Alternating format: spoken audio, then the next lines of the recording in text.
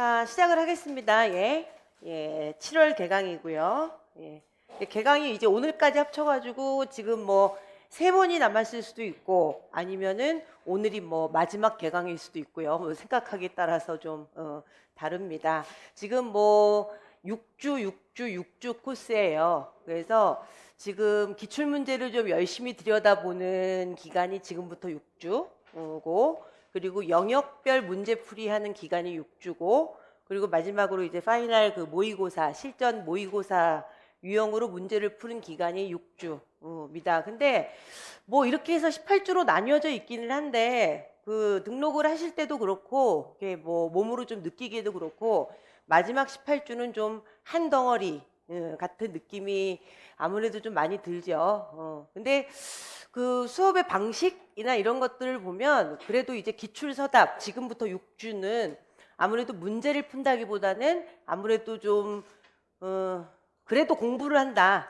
줄치고 좀 외우고 책을 많이 들여다본다는 느낌이 강하고 그리고 이제 그 후반부에 있는 12주는 그래도 문제를 푼다라는 느낌이 좀 많이 강한 거는 사실이에요. 사실인데 그래도 지금부터의 6주는 공부를 한다는 느낌이 강하긴 한데 6월 달까지 했던 공부하고는 그래도 질적으로 굉장히 다르죠. 6월 달까지 했던 공부는 이렇게 책을 놓고 앞에서부터 차례대로 진도를 나갔다면은 지금부터 하는 공부는 책이 있긴 있어요. 책이 있긴 있는데 그거를 차례대로 보는 게 아니라 뭔가 화제, 뭐 주제, 소재 이게 토픽이 있으면은 그것과 관련된 것들을 이제 막 찾아서 봐야 되는 거죠. 물론 그건 제가 앞에서 해드려요. 주제별로 모아놓기도 했지만은 그거를 좀 효율적으로 이제 주제별로 찾아서 보는 공부를 해야 되니까 공부하는 방식은 아무래도 좀 많이 다를 수밖에 없습니다. 그러니까 지금부터 보는 6주 동안의 학습 방법이라는 거는 문제를 통해서 공부를 하는 거죠. 문제를 이렇게 푼다기보다는 이미 만들어져 있는 문제, 기출문제죠, 그게. 예. 근데 이제 기출문제의 질이라는 것이 굉장히 훌륭한 것도 있고, 어머, 어떻게 이런 문제를 만들었을까라고 이렇게 놀랄만한 문제가 있는가 하면은 이것도 정말 기출문제일까? 라고 굉장히 좀 이게 소박한 문제? 그런 것들도 있어. 꿈과 희망을 주는 기출문제들도 있어요. 이제 그런 것들을 통해서 뭔가 어쨌든 중요한 지점들을 찾아 나가면서 학습을 한번 이제 우리가 쭉 이루어 나가는 겁니다. 그래서 제가 보기에는 이 기출서답반이 굉장히 중요한 반이에요. 굉장히 중요한 반인데 그 우리 고수님들 같은 경우는 기출서답을 뛰어넘고 영역별 문제풀이반부터 이제 합류하시는 분들도 굉장히 많아요.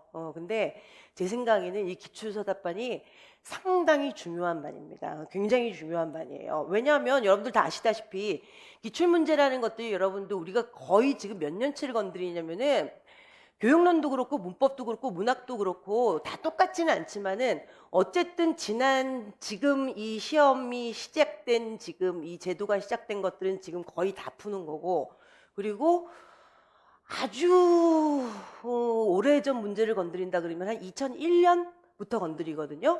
근데 뭐 모두 다 건드리진 못해요. 2001년, 2002년 건드리고 중간에 뚝 안 건드리고 2009년 건드리고 2010년 건드리고 2014년 건드리고 근데 어쨌든 건드리는 문제를 갖다가 쭉 이렇게 늘여놓는다고 치면은 지난 한 16년어치를 건드리는 거예요. 중간에 물론 빈 구석도 있지만 지난 15년, 16년어치의 문제를 쭉 건드리는데 그 중에서 중간에 빈 구석이 있지만 16년어치를 건드리는 이유는 뭐냐면 그 중에서 중요한 문제들을 건드리기 때문이죠. 근데 중요한 문제를 건드린다라는 거는 중요한 지점이잖아요, 결국은.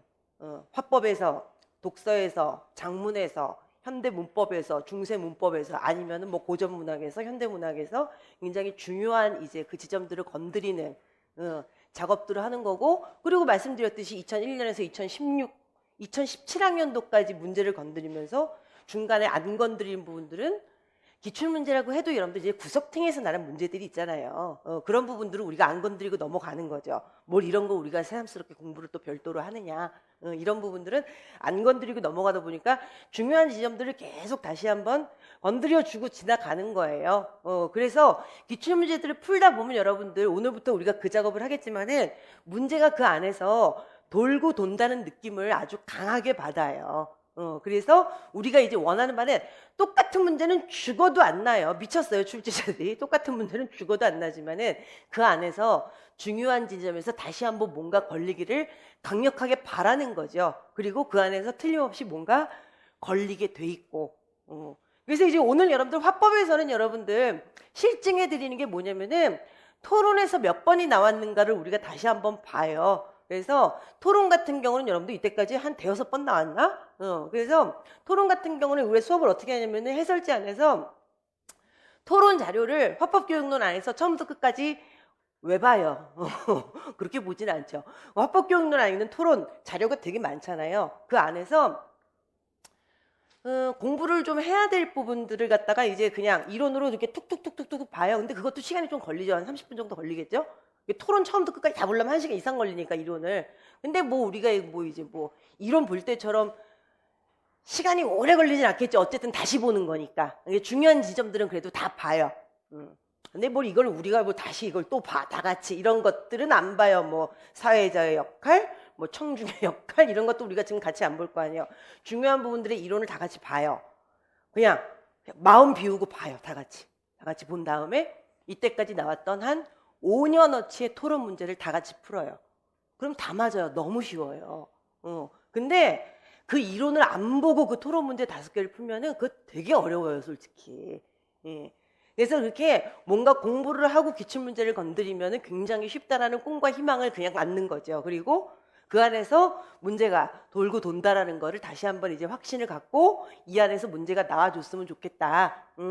라고 강력한 희망을 갖는 거죠. 근데 그걸 분야별로 그 작업을 다 하면 당연히 그 안에서 뭔가 걸리게 돼 있어요. 그리고 우리가 그 부분에 대해서는 통계들을 다 내는 거죠. 그렇게 해서 화법 독서 작문에서 여러분들 그 통계는 다 내요. 그래서 뭐 토론에서 몇 번 났고 뭐 경륜에서 몇 번 났고 뭐 대화함축에서 몇 번 났고 이게 여러분들 그거를 외워야 되는 건 아니지만 그래도 그 빈도라는 게 있잖아요. 빈도. 근데 여러분들 그 빈도라는 거는 또 절대적으로 믿을 필요는 없는 게 토론 같은 경우는 여러분들 해방 이후에 교과서에 계속 실렸지만 무슨 자아노출 뭐 이런 이론은 7차 교육과정까지는 없었거든요. 2009부터 실린 거니까 이거는 여러분들 빈도가 중요한 게 아니죠. 자아노출 같은 경우는 여러분들 이때까지 시험이 2번밖에 안 나왔지만은 2009부터 교육과정에서 실린 거니까 토론만큼 자주 나왔다고 쳐야 되는 거죠. 근데 이제 여러분들은 이제 교육과정이 머릿속에 있어봤자 언제부터 있겠어요. 그러니까 여러분들 지금 얼굴 상태를 보면 대부분 고등학교 다닐 때 받았던 교과서가 7차 교육과정일 것 같거든요. 근데 학교 다닐 때 내가 무슨 교과서를 펴놓고 공부를 했든 그게 몇 차 교육과정인지 그게 뭐가 중요해요. 그때는 내가 교사가 될 거라고 꿈은 가졌을 수 있지만은 내가 받았던 교과서가 몇 차 교육과정이었는지 그거는 정말 하나도 중요하지 않고 그건 기억에 남지도 않잖아요. 내가 처음에 임용 공부를 시작하려고 마음 먹었을 때 아니면 내가 처음에 4대에 진학했을 때 그때 몇 차 교육과정이었는지 그게 지금 머릿속에 가물가물 기억이 남을 똥 말똥이지. 그죠? 그러니까 여러분들 머릿속에 교육과정이라고 몇 차부터 지금 기억에 있는지 모르겠는데 어쨌든 여러분들 제 머릿속에 있는 교육과정은 5차 교육과정부터거든요. 그때부터 쭉 돌이켜서 지나볼 때 제 머릿속에는 지금 시험에서 다루고 있는 교육과정보다 더 오래 전 거부터 살아있잖아요. 그러니까 지금 시험에서 다루고 있는 것들이 통계로 봤을 때 그러니까 좀 전에 예를 든 것처럼 토론이 시험에 몇 번에 나왔고 뭐 자아노출, 자기노출 시험에 몇 번 나왔고 이런 것들을 비교해 봤을 때 토론은 5번 나왔고 자아노출은 2번 나왔다 그랬을 때 토론이 자아노출보다 훨씬 중요하다 이렇게 따질 문제는 아니라는 거예요. 언제부터 걔네들이 지금 교육과정에서 실리고 언제부터 걔네들이 교과서에서 실렸는지 절대치가 다르니까. 그러니까 최신 유행곡이라고 따지면 여러분들 자아노출 이론이 토론보다는 훨씬 더 최신 이론이고 그리고 얘가 요즘에는 훨씬 더 시험에 강세라는 거죠. 근데 그거를 여러분들이 판단하기에는 머릿속에 교육과정이 아주 옛날 것부터 쫙 있지는 않으니까 그걸 여러분들이 판단하기에는 좀 역부족이라는 거잖아요. 근데 그걸 앞에서 정리들을 해드리는 거죠. 자, 그래서 여러분들 지금 앞으로 6주는 이렇게 교육론 2주, 문법 2주, 문학 2주예요. 근데 그게 여러분들 굉장히 벅찬 과정이죠. 지금 기출문제를 6주 동안에 지금 효부를 본다 이런 표현은 굉장히 안 좋긴 하지만 그게 사실 말이 안 되는 건데 굉장히 빡세게 하는 거예요. 지금 수요일 날 하루 종일 하고 목요일 날 오전에 하고 그래서 앞에서 입장 정리를 계속 해드리고 같이 할 건 같이 하고 여러분들이 해야 될 건 여러분들이 하고 굉장히 이제 벅찬 과정을 이제 쭉 거쳐가는데 이게 실제로 수업을 해보니까 우리가 그 이론을 나갈 때도 그랬지만 교육론 같은 경우는 화법이 여러분들 독서하고 작문보다 공부할 양이 훨씬 많아요. 그래서 개강을 할 때 언제나 화법으로 개강을 하고 뭐 오리엔테이션을 하고 그리고 개강하는 날은 그렇게 진도를 막 빨리 못 나가기 때문에 처음에 문제 풀 때 여러분들 좀 천천히 풀어야 되잖아요. 이런 패턴으로 수업을 할 거니까 좀 잘 쫓아주시기 바랍니다. 그리고 교재 안내도 해야 되고 해설지 안내도 해야 되고 뭐 여러 가지 안내할 것들이 있어서 진도를 조금 천천히 나가고 서로 이게 패턴을 좀 맞춰 나가야 되기 때문에 오늘 같은 경우는 그렇게 문제를 많이 풀지는 못해요. 그래서 첫 주, 이제 오늘 같은 주, 오늘 내일 거쳐가지고 화법을 다 해요. 그리고 화법이 양이 많아요. 그리고 둘째 주에 독서 작문을 다 해요. 그리고 그럼 당연히 셋째 주에 현대문법, 넷째 주에 중세문법. 그게 말이 돼요? 안 되지. 그래서 문법이 약간 이월이 되더라고요. 어쩔 수 없이. 예. 그래서 문학이 상대적으로 조금 줄어들긴 하는데 어쨌든 6주 안에 그 모든 과정은 다 맞춰야 돼요. 그래서 그 6주 안에서는 약간 엉킬 수 있는데 그 기출서답 6주가 그 다음 주로 2월이 되면 안 되죠. 그 다음 주는 영역별 지금 문제풀이로 넘어가야 되니까. 그래서 6주 안에 기출서답은 어쨌든 마무리를 하고 그리고 그 다음 6주는 영역별 문제풀이를 하고 영역별 문제풀이도 여러분들 당연히 2주 교육론, 문법, 문학으로 가고 그리고 이제 마지막 파이널 문제풀이 모의고사 보고 근데 지금 지금 시험 날짜는 정권이 바뀌더니 발표는 안 되는데 발표가 뭐 대충 이제 뭐 그들끼리 한 걸 보니까 시험이 한 일주일 정도 땡겨진 것 같아요.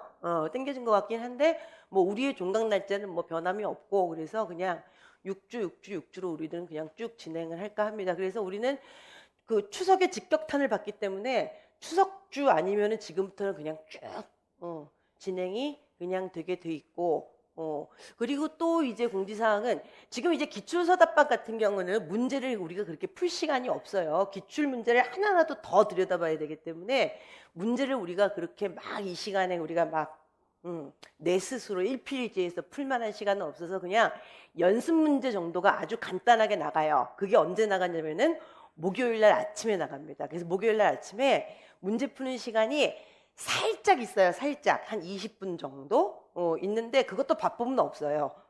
그래서 그거는 바쁨은 없으면 집에 가서 푸셔야죠. 뭐 그래서 해설지를 보시면 앞부분은 우리가 같이 이제 수업 시간에 볼 거고 뒷부분은 여러분들이 받으실 시험지에 대한 해설지가 이제 살짝 실려 있습니다. 그래서 시험지는 언제 나가냐면은 1회, 2회, 4회, 5회, 6회에 나가요. 3회에는 시험지가 안 나가요. 3회에는 왜 안 나가냐면은 현대문법은 공부할 게 너무 많아요. 너무 많아가지고 문제 풀 시간도 없고 집에 가서 문제를 풀어 오시오 그럴 시간도 없어갖고 그냥 3회, 4회 문법 끝날 때 한꺼번에 그냥 한 세트로 딱 나가게 돼 있습니다. 그리고 3회, 4회는 수업 시간에 문제 푸세요 그럴 시간도 없어요. 그냥 할 게 너무 많아갖고 그냥 3회, 4회 끝나고 집에 가서 푸세요 그러고 선물로 그냥 한 세트를 드려요. 3회, 4회는 그냥 공부하는 주. 라고 생각하시면 됩니다. 그래서 지금 기출서답 1회에서 6회까지 나가는 문제는 새로 만든 문제가 아니에요. 기존의 문제에서 좀 잘 다듬어진 문제를 갖다가 뽑아서 그냥 연습 문제로 푸는 거예요. 이거는 제가 말씀드리고 지나가는 거고 그리고 그래서 하루에 그냥 대여섯 문제예요. 대여섯 문제. 엑서사이즈예요. 진짜.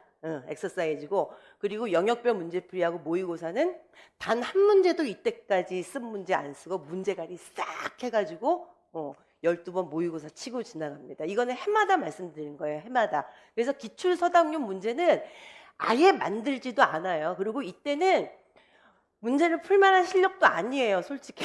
그래서 이때는 우리가 공부하는 주로 선포를 하고 거기에 대해서 이제 그냥 살짝 연습만 하는 주기 때문에 그냥 기존의 문제에서 너무 어렵지도 않고 너무 쉽지라는 문제 그냥 한 주에 대여섯 개만 그냥 살짝 풀어보는 주로 목요일로 정해놓고 그래서 시험지 그냥 간단하게 만들어서 드리고 시간이 조금 여유가 있으면은 목요일 날 아침에 풀고 시간이 여유가 없으면은 안 풀고 근데 주로 없어요.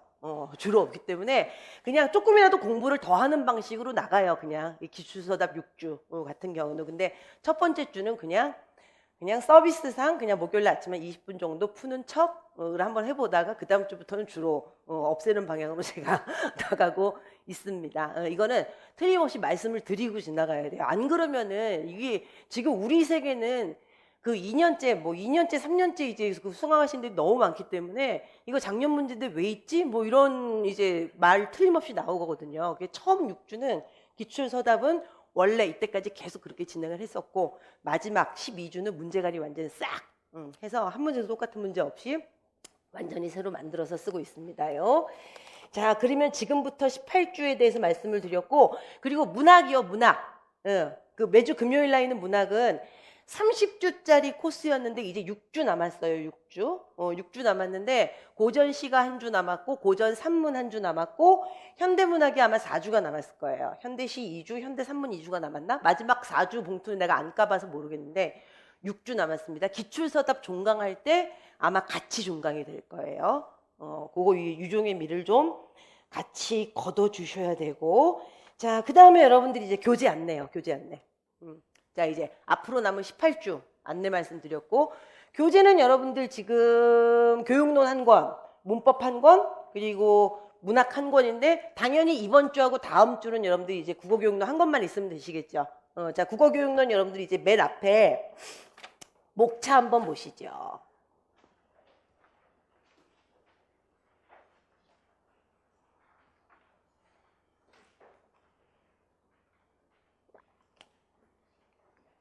이거는 여러분들 문법도 그렇게 돼 있고 문학도 그렇게 돼 있으니까 교재 안내는 오늘만 하면 땡이에요. 이게 여러분들 파트 1, 2, 3, 4, 5까지 돼 있네요. 로마 숫자 1, 2, 3, 4, 5로 돼 있는데 지금 로마 숫자 1이 2014, 15, 16, 17학년도 국어교육론 문제예요. 그러니까 지금 시행되고 있는 문제 유형 4년치가 몰려 있는 거죠. 그래서 이제 교육론 문제만 뽑아낸 거고 그 안에서 화법 문제끼리, 작문 문제끼리, 독서 문제끼리 모여 있습니다. 근데 그 안에서 또 이게 지금 4년치밖에 안 되기 때문에 화법 문제 안에서 기평끼리, 뭐 서술형끼리 뭐 이렇게는 안 했어요. 그냥 연도별로. 그러니까 이제 한 번만 펴보시면 여러분들 6페이지 보시면은 화법이다. 그러면은 2014년 문제부터 2015년, 2016년, 2017년까지 그냥 차례대로 몰려 있는 거예요. 근데 이걸 갖다가 또 기평, 서술형으로 또 같이 모은다 그러면은 2014, 15, 16, 17의 기평. 그리고 또 2014, 15, 16, 17의 서술형 그리고 또 두 개로 나눠야 되잖아요. 그러면은 너무 정신이 없어가지고 근데 이게 한 10년치쯤 모인다 그러면 또 앞으로 그렇게 하겠지만 이 제도가 영원하리 모르겠어요. 그거는 완전 조변석계라. 그래서 그냥 화법 안에서는 2014, 15, 16, 17 그 다음에 이제 장문 안에서 다시 2014, 15, 16, 17 그 다음에 독서 안에서 2014, 15, 16, 17로 배열은 돼 있어요. 기출문제집은. 근데 우리가 실제로 문제를 풀 때는 교재에서는 좀 왔다 갔다 할 거예요.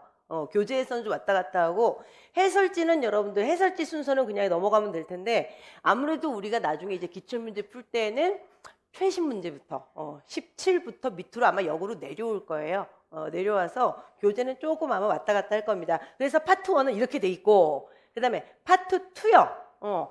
파트 2는 여러분들 46페이지 한번 보세요. 자, 46페이지 보시면 여러분들 화법 서술형 문제라고 돼 있죠. 그러니까 우리한테 지금 직결되는 문제는 얘잖아요. 그럼 화법 서술형 문제는 언제냐?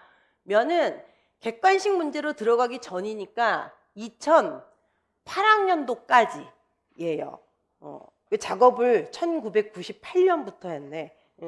그러면 1998년부터 2008학년도까지니까 69페이지까지 거예요, 아마.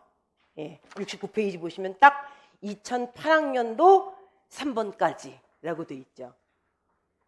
그러니까 이제 이 부분이 여러분들 지금 우리 시험 제도에 맞는 부분이에요. 근데 아주 딱 들어맞지는 않아요. 69페이지 여러분들 피신 김에 보세요. 69페이지 보시면 예시답안들에서 진우, 종현, 그래서 잘한 점, 미흡한 점, 잘한 점, 미흡한 점 이렇게 돼 있잖아요. 이때 서술형은 사람들이 2.5, 6, 7, 8 이렇게 되면서 채점하는 사람들이 채점을 너무 하기 싫었던 거예요. 그러니까 뭐에 대해서 논하시오, 뭐에 대해서 서술하시오 그러니까 채점 기준이 너무 애매모호하잖아요. 그러니까 서술형이라 그래놓고 자꾸 이렇게 표를 만들었어요. 그래서 표 안에 몇 가지를 쓰게 만드는 거예요. 그러면 이게 여러분들 우리가 그 뭐라 그래야 되지? 교육론 안에서 얘기할 때 좀 분석식 평가가 되는 거예요. 총체적 평가가 아니라 분석적 평가가 되면서 이게 좀 개조식으로 이제 좀 나열이 되면서 이 중에 몇 개를 쓰면 맞게 된다. 그러니까 이거는 객관식은 아니잖아요. 기입형도 아니잖아요. 서술형이긴 서술형인데 문장으로 몇 개를 서술하게 되는 거죠. 그러면서 채점이 있어서 약간 신뢰성이 붙게 돼요. 그리고 채점이 편해지잖아요. 이렇게 되면은. 그래서 이게 2002, 3, 4, 2006, 7, 8 요때 문제를 보면은 앞에는 한 편의 소설을 쓰는 문제가 나오고 뒤를 가서 보면 2006, 7, 8에 가면은 이상하게 문장이 끊어져. 똑똑똑. 문제를 그렇게 몰고 가요. 채점을 편하게 하려고. 근데 이렇게 되다 보니까 이제 자꾸 좀 더 공정하게 그러면서 2009학년도부터 객관식으로 바뀌는 거죠. 그러니까 이제 화법만 딱 본다 그러면은 지금 2014, 15, 16, 17 지금 시험제도 그리고 화법 그 다음 파트 2에서는 90 몇 년부터 2008학년도까지 서술형. 근데 서술형 안에서도 패턴이 굉장히 여러 가지. 그리고 그 뒤가 화법에 있어서 객관식. 객관식이니까 이게 언제냐면은 2009학년도부터 지금 제도로 넘어오기 전까지니까 2013학년도까지예요. 근데 이제 이런 덩어리들이 뒤에 장문이 있고 독서가 또 있는 거죠. 그럼 이 책은 여러분들 끝이에요. 그러니까 2014, 15, 16, 17은 화독작이 아니지 화작독. 그래서 그냥 짤똥 있는 거고 지금 뭐 4년치밖에 안 쳤으니까. 그리고 화법 덩어리 큰 거, 그 다음에 장문 덩어리 큰 거, 독서 덩어리 큰 거. 근데 이제 맨 나중에 여러분들 5번 그래갖고 교육론 2차 문제라는 거 있죠. 이거는 여러분들 언젠지 아시죠? 그 객관식으로 1차 치고 객관식 통과하는 사람들이 2차 논술형 쳤을 때 있잖아요. 그때 이제 커다란 문제. 근데 이때도 여러분들이 이제 2차 문제라 하면 주로 여러분들 문학에서 나왔기 때문에 교육론 문제는 몇 개 없어요. 그래서 지금 보통 우리가 신경 써야 될 거는 1, 2, 3, 4입니다. 로마 숫자 4까지. 그러니까 오늘 내일 우리가 주로 펴봐야 될 거는 로마 숫자 1의 01 화법. 그리고 로마 숫자 2번 여기죠. 그리고 이제 다음 주에 신경 써야 될 거는 로마 숫자 1의 0203. 그리고 로마 숫자 3, 4. 이렇게 되는 거고. 그리고 이 안에서 사람들 객관식이라 그래가지고 우리가 아예 안 들여다보느냐? 아니에요. 이거 객관식 그대로 냅두고 이거 서술형으로 그냥 고쳐도 돼요. 객관식은 여러분들 선택지 1, 2, 3, 4, 5 있잖아요. 그걸 그냥 기억, 니은, 디귿, 리을, 미음으로 고쳐. 그러고 나서 그게 자료야, 자료. 아래 자료, 기억, 니은, 디귿, 리을, 미음에 진, 위를 판별하고 틀린 자료가 왜 틀렸는지 설명하시오. 그러면 그대로 서술형이에요, 그거는. 그래서 이 중에서 객관식도 좋은 문제를 우리가 골라서 다 풀어요. 그래서 좋은 문제냐 안 좋은 문제냐는 여러분들 문제의 질을 얘기하는 게 아니라 중요한 지점이냐 아니냐, 문제가 다시 나올 가능성이 있겠느냐 안 있겠느냐, 이제 이런 것들을 제가 미리 잘 보고 선별을 하는 거죠, 보통. 이게 교재 구성입니다. 문법, 뭐 문학 대충 이렇게 돼 있어요. 그때 약간씩 다른 거는 제가 미리 들어갈 때 말씀을 드릴 거고. 자, 해설지 구성 어떻게 돼 있는지 한번 보세요. 해설지요. 보통 여러분들 수업하실 때는 여러분들 해설지 순서대로 나갈 거예요. 해설지 순서대로. 제가 수업을 할 차례대로 해설지를 만들기 때문에, 그러니까 해설지는 역순으로 돼 있잖아요. 해설지 1페이지가 여러분들 지금 기출문제집에서의 1번은 2014년도의 1번이지만 해설지의 1번은 최신 문제 1번이니까 2017학년도 1번이죠. 그래서 해설지 순서대로 수업을 할 거예요. 근데 해설지 안에 들어있는 뭐 모든 문제를 풀 건 아니지만 뭐 어쨌든 간에 자 해설지는 2017학년도 문제, 그 다음 2016학년도 문제 17, 16, 15, 14까지는 다 풀어야 돼요. 여기도 양심이 있지. 17, 16, 15, 14까지 문제는 다 푸는데 근데 이제 요 안에서도 조금 왔다 갔다 하는 건 뭐냐면은 예를 들어서 2017학년도 1번이요. 지금 교재 12쪽이라고 되어 있네. 친절하기도 하지. 그게 여러분들 지금 어디서 나는지 딱 아시겠죠? 이게 지금 자아노출 이론이잖아요. 그럼 자아노출 이론이 여기 나왔어요. 근데 자아노출 이론에 대해서 문제가 또 언제 나왔냐면은 자아노출 이론이 2014학년도에 나왔어요. 그러니까 3년 만에 다시 나온 거네. 예. 그러면은 2017학년도에서 지금 제가 해설지 어떻게 만드는지 대충 다 아시죠? 모르는 사람은 지금부터 보시면 돼요. 그러면은 자아노출 이론이 지금 1페이지에 지금 이론이 쭉 실려 있잖아요. 그리고 이 다음 문제쯤에 2014학년도에 자아노출 이론이 또 나온단 말이에요. 문제도 거기서 또 나오고 그럼 거기서 또 해? 시간이 배로 걸리잖아요. 그러니까 여기서 자아노출 이론에 대해서 해설지를 한번 보고 2017학년도 1번을 풀고 차례를 살짝 바꿔서 2014학년도 1번도 여기서 풀고 지나가는 게 낫죠. 그러면 해설지에서 공부 한 번 하고 두 문제 푸는 거잖아요. 그렇게 따지면 여러분들 2015학년도 1번을 풀 때에는 토론 문제가 나와요. 그럼 여기서 토론에 대해서 해설지를 조금 자세히 공부를 하고 여기서 토론 지난 한 5년치 문제를 다 풀어요. 안 그러면 토론 나올 때마다 공부 계속 해야 되죠. 뭐하러 그렇게 해요? 그러니까 이제 2015학년도 1번 풀 때는 마음을 좀 굳게 다지고 지금부터 한 1시간 반쯤 걸리겠구나 그러고 나서 토론을 완전 정복하자 그러고 머리에 띠를 두르고 그 카톡 토끼처럼 두 주먹 불끈하고 지금 이제 이런 식으로 토론을 공부를 한번 하고 나면 자신감이 확 붙어요. 기출문제를 5년치를 푸는 거기 때문에 저 뒤에 객관식까지. 근데 객관식에 있는 선택지 하나하나가 굉장히 좋은 선택지잖아요. 내가 평소에 좀 헛갈리는 것들 그리고 내가 평소에 잘못 인식하고 있었던 것들을 웬만한 것들은 다 짚어줘요. 그래서 이런 식으로 5년치 문제를 보고 나면은 실력이 확 붙어요, 실제로. 그리고 자신감이 탁 붙는 게 느껴지거든요. 이런 식으로 한 덩어리 한 덩어리 정리를 하는 거예요. 그래서 되게 어이없어요, 오늘 수업이 끝나고 나면은. 목록에서 몇 문제 안 풀었어. 목록은 막 이만큼인데 한 여기까지밖에 안 했어요, 수업을, 진도를. 그리고 오늘 우리 뭐 했니? 그러고 집에 가요. 근데 내일 와서 진도 나갈 때는 이거 어제 했죠, 이거 어제 했죠, 이거 어제 했죠, 이거 어제 했죠. 그래서 이제 금방 끝나요. 미리 땡겨서 하는 것들이 많기 때문에. 근데 작년에 되게 웃었어요, 여기 화장실에서. 화장실에서 오후 수업에서 화장실 안에 그 룸에 들어가 있는데 밖에서 손 닦는 우리 선생님들이 우리 오늘 뭐 했어? 뭐 밖에서 수근수근 대더라고요. 몰라, 공부 되게 많이 했는데 몇 페이지 안 했어, 이상하지 그러더라고요. 근데 당연한 거예요. 근데 이제 그 다음날 오면은 확 나가요. 이것도 어제 했죠, 이것도 어제 했죠, 이것도 어제 했죠. 그래갖고 그 다음날 오면 되게 어이없어요. 다 어제 했대. 그리고 그냥 다 넘어가요. 이게 묶어서 해서 그래요, 묶어서 해서. 어차피 해설지는 근데 여러분들 그런 거 있어요. 해설지는 웬만하면은 같은 게 나와도 한 번 더 실어요. 근데 이제 토론 같은 경우는 너무 많이 나오니까 한 번 나올 때 문제 번호를 다다다다다 써놔요, 그냥. 그거 다 싫다가는 여러분들 무슨 백과사전 나올 것 같아서. 근데 자아노출 이론 같은 경우는 한 2번 나오거든요. 아유, 2번 나오는 거 그냥 한 번 더 실자 그래서 그냥 2군데 다 실어놓는데 너무 많이 겹치는 건 그냥 한 번 실어놓고 문제 번호를 다다다다다 실어놔요.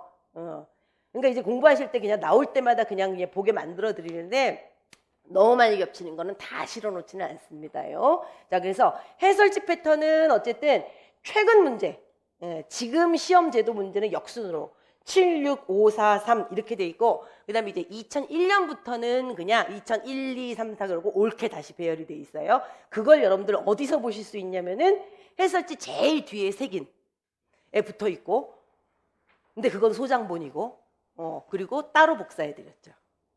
그건 수업 시간에 쥐고 있으셔야 되고 복습할 때 그걸로 복습하시고 버리든 말든 하시고 그리고 뒤에 있는 거는 웬만하면 뜯지 마시고요. 언제나 요거는 하나 복사 새로 해드려요. 그리고 좀 이따 이걸로 기출 분석할 거고 기출 분석할 거기 때문에 웬만하면 잘 안 버리시더라고요. 근데 그게 여러분들 문제가 몇 번 나왔냐, 토론에서 몇 번 나왔냐, 그리고 여러분들 의외로 연설에서 굉장히 많이 나와요. 근데 연설 자체에서 나왔다기보다 연설문을 가지고 화법에서 문제를 많이 내죠. 연설에서 몇 번 나왔냐, 자아누출에서 몇 번 나왔냐, 경률에서 몇 번 나왔냐, 이게 중요한 게 아니라 거기서 또 나오면 맞추는 게 중요하죠. 설마 기출문제에서 연설에서 4번 나왔다고 다음 문제에서 이때까지 연설에서 시험 문제 몇 번 나왔고 이렇게 문제를 내진 않잖아요. 거기서 또 나오면 맞추는 게 중요한 거지, 거기다가 똑같은 형음펜으로 몇 번 치라고 지금 이게 중요한 게 아니에요. 거기서 이제 그만큼 신경 써서 이론을 한번 더 보자 라는 거죠. 해설지 패턴도 여러분들 지금 말씀을 드렸습니다. 그래서 지금 오늘 낮장으로 복사를 하나 더 해드린 거는 해설지 맨 뒤에 붙어 있는 거지만 우리가 수업 시간에 그걸 가지고 여러 가지 짓들을 하고, 그리고 이제 수업이 끝날 때까지 그걸 보고 뭘 하기 때문에 이제 낮장으로 뭘 만들어 드린 거예요. 자, 그 다음 여러분들 이제 기출문제집을 이제 살짝 보셔야 돼요. 왜냐하면 여러분들이 문제를 보는 눈이 아직은 별로 없거든요. 그래서 기출문제집 한 권을 다 풀면 물론 좋아요. 그리고 이 기출문제반이 진행이 되는 동안에 이 안에 스터디가 굴러가기도 하고, 이 안이 아니라 그냥 본인이 평소에 알고 있는 그냥 뭐 지인들 하고 기출문제 스터디를 하기도 하고 그러는데, 혹시 기출문제 스터디를 하거나 아니면은 본인 스스로 기출문제 집을 가지고 스스로 학습을 하실 때 혹시 뻘짓 하실까봐 기출문제집 보는 요령을 좀 가르쳐 드리겠습니다. 자, 뭐냐, 어디를 펴시느냐. 일단 지금부터 그냥 몽땅 다 예를 드는 거예요. 예를 들어서 자, 46페이지 한번 펴보세요. 자, 문제 스타일 1번입니다. 1번 46페이지.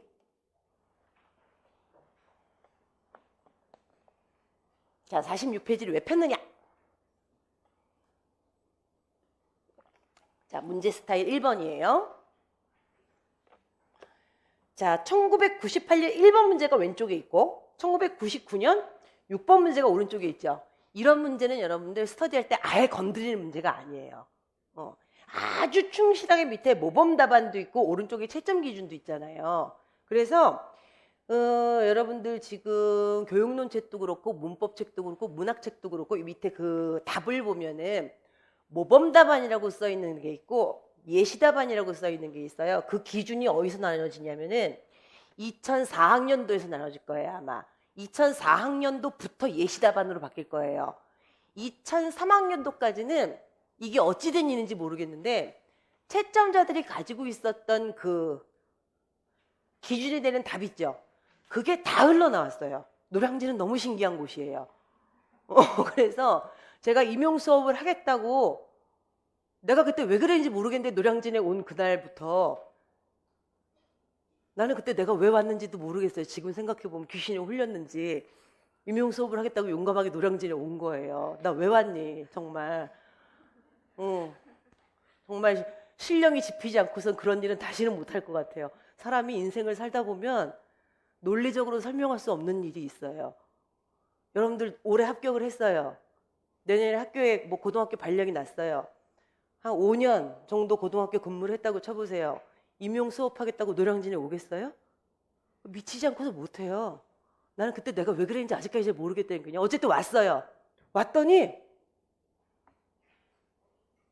어쨌든 시간표를 깔고 수업을 하면 온갖 서점에서 되게 잘해줘요. 그러면서 이걸 한번 보시라고 해서 자료를 주는데 그거예요. 그 당시는 교육과정 평가원이 아니었는데 시행사가 임용 채점위원들이 채점했던 이 그 모범 답안이 다 있는 거예요. 근데 복사를 거듭한 거. 근데 그게 여러분들 그 사람들 거라는 건 어떻게 하냐면은 앞에 기한 그 표지까지 다 있어요.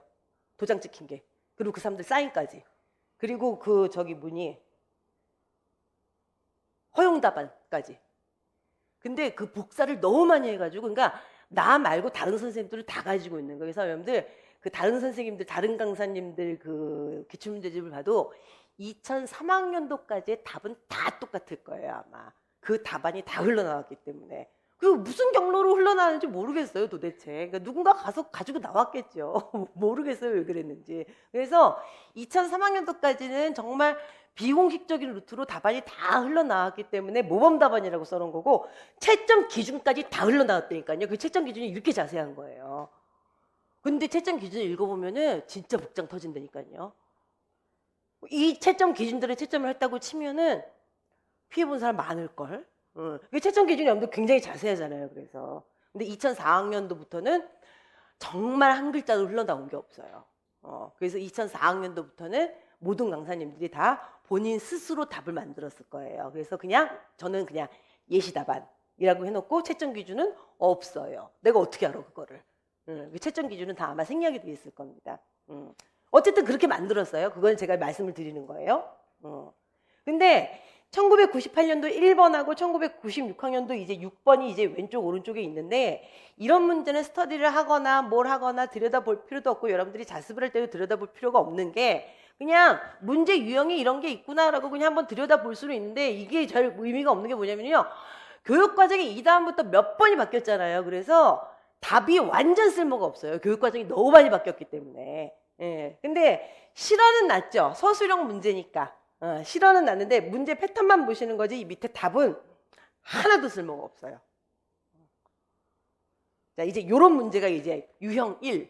교육과정이 너무 많이 바뀌어서 밑에 있는 답이 쓸모가 없는 케이스.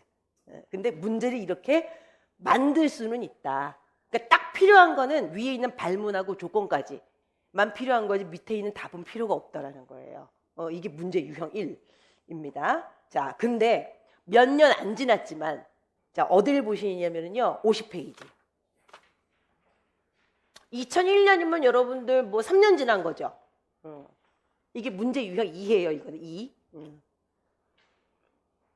98년에서 2001년이면 여러분들 3년 지났는데 뭐 되게 오래 지난 것 같다, 숫자의 느낌으로 봐서. 그죠? 그래서 여러분들 이마트랑 이런 데서 가격 매길 때 그렇게 매기잖아요. 2001원이면 되게 비싸게 들리고 1998원이면 되게 싸게 들려서 왜 이렇게 물건 가격 정할 때도 왜 그런 거 되게 신경 쓰잖아요. 3년 지났는데 되게 많이 지난 것 같죠. 지금 2001학년도 01번이 왼쪽에 있고, 자, 2001학년도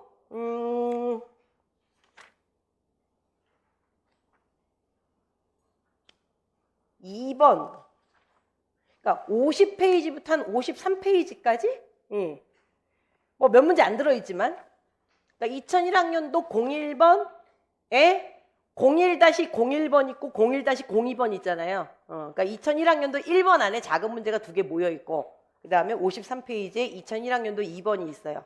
얘네는 교육과정이 완전히 바뀌었지만 답도 쓸모가 있어요. 교육과정에 영향을 안 받는 문제예요. 교육과정이 바뀌었어도 뭐라 그럴까, 답이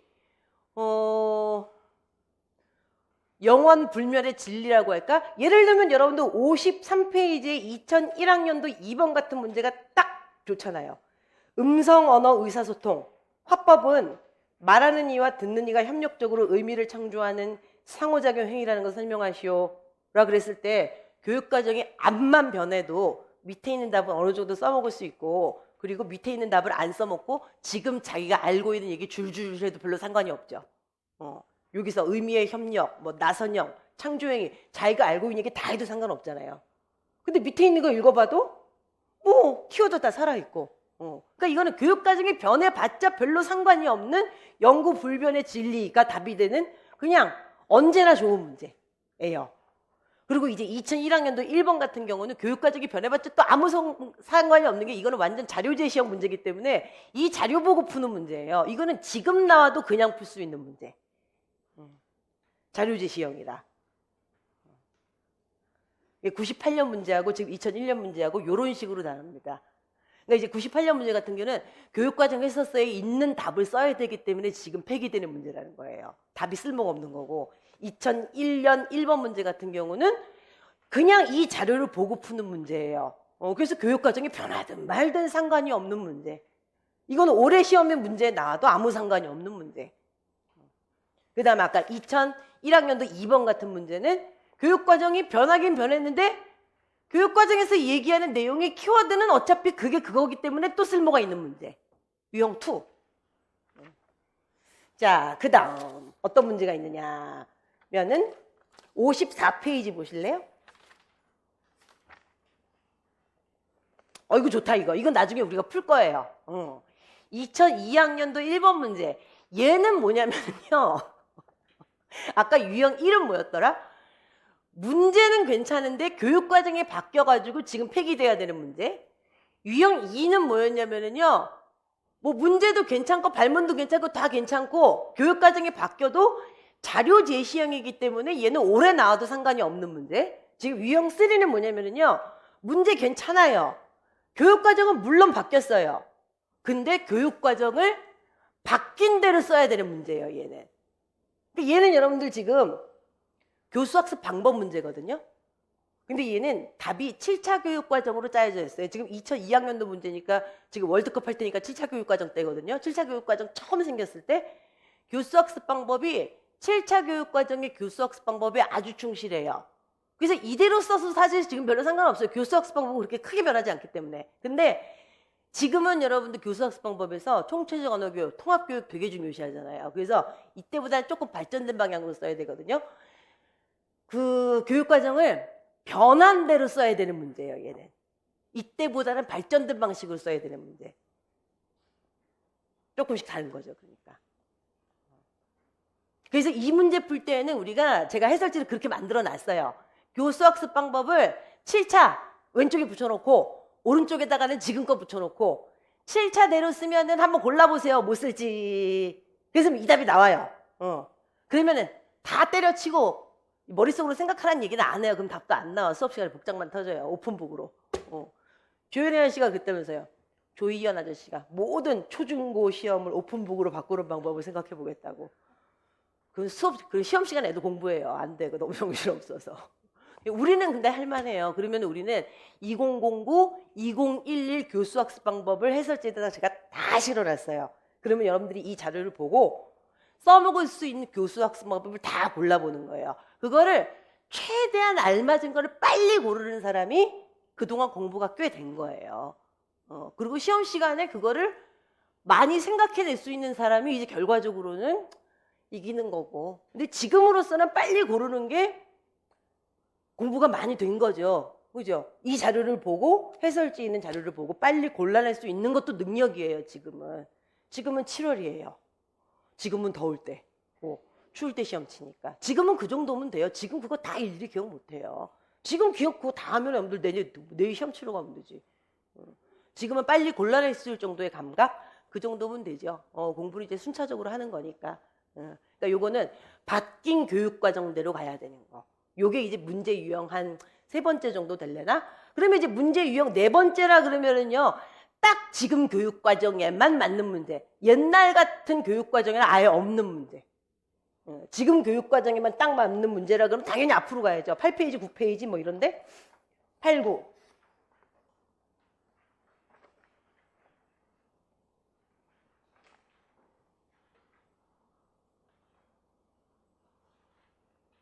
경률 문제. 경률 이런 게 여러분들이 이제 뭐 학생들 교과서에 나오고 교육과정 해설서에 실리고 이러는 게 학생들 교과서에 실린 거는 2009부터 실렸나요? 교육과정 해설서에 실린 거는 옛날부터 실렸지만은 학생들 학법 교과서에 실리고 이런 지는 얼마 되지 않았어요. 학생들 교과서에 실린 거는 2009부터 실렸나 2011부터 실렸나. 그래서 지금 교육과정에 딱 문제는 딱 맞는 문제 이런 것들이 여러분들 9페이지? 9페이지 정도? 9페이지는 여러분들 이거 게다가 가치 토론이에요. 여러분들 이거 시험 이때 치고 나오신 분들 계신지 모르겠는데 9페이지에 있는 문제 같은 경우는 가치 토론이라 이거 굉장히 귀한 문제입니다. 보통은 여러분들 그 반대신문식 토론 시험이 나오거든요. 근데 이거는 가치 토론이에요. 굉장히 귀한 문제예요. 근데 이때 이 문제 풀고 나오신 분들은 이게 가치 토론인지도 모르고 그냥 풀고 나오셨죠. 근데 이게 가치 토론인지 몰라도 여러분들 문제는 맞을 수는 있어요. 근데 이제 가치 토론이 문제에 한번 나왔다는 것 자체가 중요한 거죠. 여기에 대해서 우리가 공부를 좀 더 해봐야 되는 거니까. 지금 교육과정으로 딱 풀 수 있는 문제가 여러분들 뭐 한 8페이지, 9페이지 정도. 그 다음에 여러분들 교과서 문제. 교과서에 딱 맞는 문제가 여러분들 28페이지 한번 보실래요? 예. 교과서 패턴을 좀 알아야지 풀 수 있는 문제가 28, 29번. 28페이지, 29페이지. 이거는 여러분들 뭐 답이야 여러분들 뭐 과정중심 읽기 교육 내지는 뭐 구조 스키마, 형식 스키마 이렇게 돼 있는데 이거는 교과서 보는 법을 좀 알아야 되죠. 읽기 전 학습 내지는 뭐 여러분들 뭐 아니면 이제 본시 학습 아니면은 그 읽기 후 학습. 그래서 교과서 보는 법을 좀 알아야지 여러분들 이제 이 문제에서 요구하는 게 뭔지 좀 알아먹을 수 있는 문제입니다요. 그래서 교과서하고 좀 연계할 수 있는 이제 문제입니다.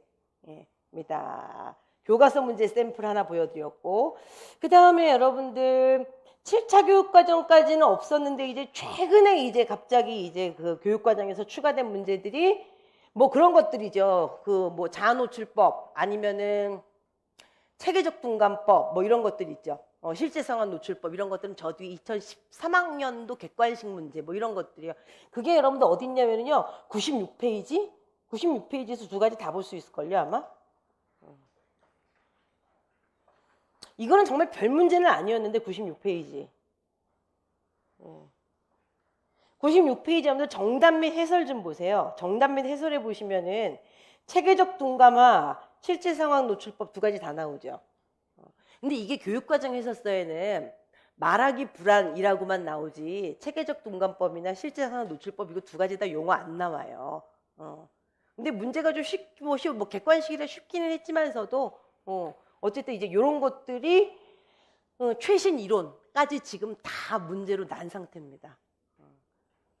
교육과정 해설서 자체 용어가 없는 것들까지 좀 세부적으로 문제가 난 상태. 그래서 지금 뭐 독서하고 작문은 아직 그 문제 오늘 내일 들어갈 거 아니니까 오늘은 이제 화법만 이제 오늘하고 내일 풀 거니까 화법만 가지고 예를 좀 들어드렸어요.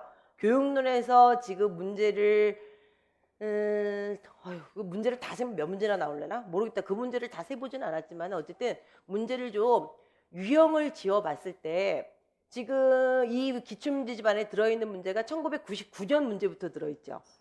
옛날 기출문제집은 훨씬 그 이전 문제부터 들어있었는데 기출문제집이 너무 두꺼워지기 시작하면서 앞에 있는 건 잘라버렸어요. 그래서 99년 문제부터 들어있다고 치면은 교육과정이 너무 많이 바뀌어가지고 발문하고 조건까지만 보고 답은 좀 무시해야 될 문제, 아니면은 바뀐 교육과정대로 써야 되는 문제, 아니면 교육과정이 바뀌었어도 하등 상관없는 문제, 자료 제시형이라, 아니면은 이전 교육과정에서는 전혀 언급이 없고 요즘 교육과정으로만 만든 문제, 뭐 여러 가지 패턴을 보여드렸어요.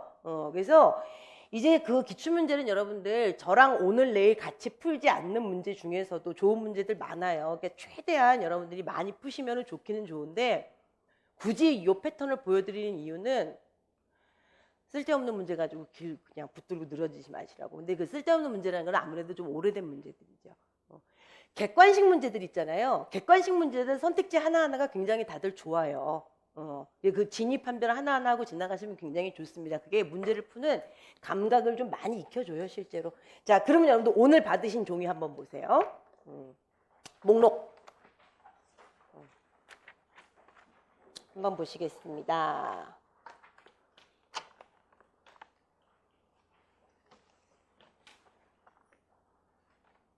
그 목록 뒤에 붙어 있는 건 이따가 그 우리 문제 풀 때 쓸 보충 자료고요. 자, 그러면 체크들을 좀 해보세요. 네.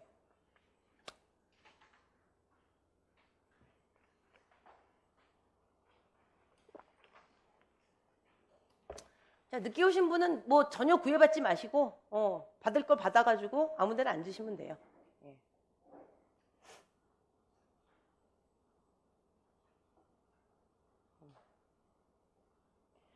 지금부터 여러분들 그 좀 문제에 그 많이 나온 횟수대로 여러분들 체크를 좀 하고 갈 텐데 뭐가 많이 나왔냐면 여러분들 토론, 경률 아니 그냥 한번 지금 쭉 불러보는 거예요. 그냥 토론, 경률, 협력의 원리, 대화 함축, 발화의 목적, 뭐 듣기의 종류, 자아 노출, 연설 뭐 이런 것들을 지금 주로 체크를 할 거예요.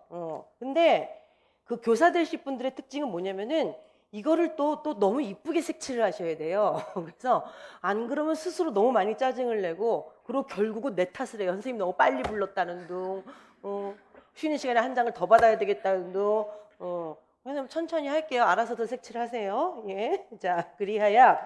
자, 2017년 1번이 여러분들 자아노출 이론이잖아요. 가운데 딱 자아노출이라고 돼 있죠.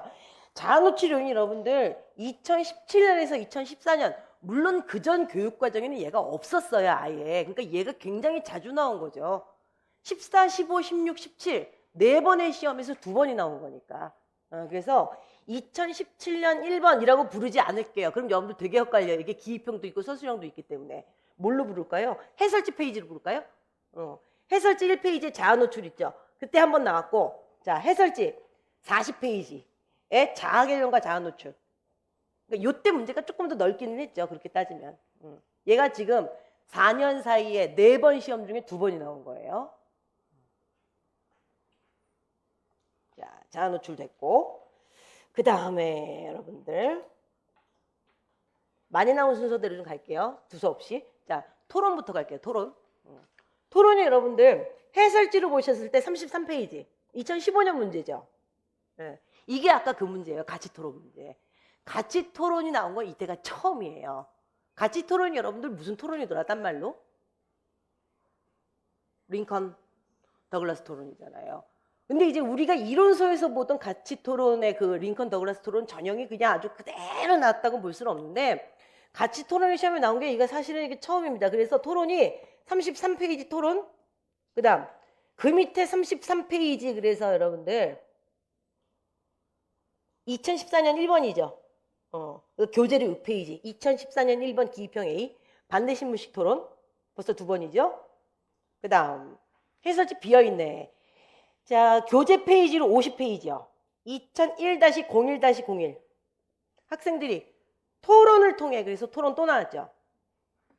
바로 그 밑에 또 있네요. 토론 내용으로 생성한 토론. 그 다음에 해설지 비어있고 교재 58페이지 2003-02-01이요. 토론자가 논고를 수집해서 토론. 현재 몇 번이에요 그러면은? 둘, 셋, 넷, 5번? 그 다음에 밑으로 쫙 가시죠. 자, 해설지 78. 토론의 논지 제시 방법. 그래서 토론 또 나오고요. 그 다음에 한 페이지 넘겨보실까요? 자, 해설지 84. 해설지 84가 2개 있죠. 2개 다. 입증의 부담 원칙으로 토론. 그 다음도 토론. 2011년, 2012년 연달아. 근데 이거 두 문제 2개 다 되게 좋아요. 이게 둘 다 객관식 문제거든요. 근데 이제 객관식 문제니까 별로 필요 없을 것 같죠. 아니, 이거 객관식 문제인데 그럼 선택지가 몇 개 나오는 거예요, 여기서. 10개 나오죠. 이거 둘 다 되게 좋아요. 이게 하나는 이게 입증의 부담과 상관이 있는 걸 고르는 건지 없는 걸 고르는 건지 하나고, 나머지 하나가 그거 뭐지? 반대신문. 잘한 건지 못한 건지 고르는 거거든요. 이거 여러분들 선택지 10개 공부하는 게 굉장히 이게 도움이 돼요, 이게. 그리고 사실 그거 서술형으로 바꾸는 것도 일도 아니고. 이런 식으로 여러분들 이거 두 문제를 우리 다 풀 거예요, 그래서 아마. 근데 이 중에서 우리가 이제 푸는 게, 지금 토론이 그렇게 따지면 여러분들 한 7, 8개 되죠. 이 중에서 우리가 푸는 게 하나, 둘, 이 저 위에 건 다 풀어야 되니까 셋, 넷, 다섯, 한 5개 정도는 풀 거예요, 아마. 이 중에서, 토론 중에서. 토론은 이게 오늘이에요, 오늘. 이게 날 잡아서 토론은 그냥 완전 정복을 합니다. 완전 정복을. 자, 토론 됐고, 그 다음 경률 한번 보시죠. 경률. 또 경률은 우리가 또 그냥 완전 정복을 좀 해줘야죠. 자, 경률 보겠습니다. 경률은 해설지 26페이지 2015-1번이죠. 이 문제가 이제 그 겹쳐서 나왔어요. 이거는 발화의 목적과 윤회의 경률. 그래서 윤회의 경률 한번 나오고, 그 다음에 해설지 비어있고요. 자, 교재 62페이지. 자, 경률하고 다 같이 묶어가지고 적절한 거리 유지의 원리. 그러니까 의사소통의 원리로 지금 묶은 거예요. 자, 그 다음 여러분들 2005년 10번이죠. 바로 밑에 해설지로는 똑같이 62페이지고, 아니 교재로 똑같이 62페이지. 적절한 거리 유지 원리 바로 밑에 공손의 원리. 그 다음 교재 75페이지, 해설지 68페이지. 김부장 박과장의 정중어법. 그 다음 교재 79, 해설지 76. 협력의 원리. 어이씨, 몇 개 안 되네, 이거는 의외로. 하나, 둘, 셋, 넷, 5번. 이게 뭘 몇 번 안 돼. 5번이면 옴팡 나온 거죠. 근데 이게 여러분들 지금 시험 제도에 들어와서는 한 번밖에 안 나온 거예요. 자, 그 다음.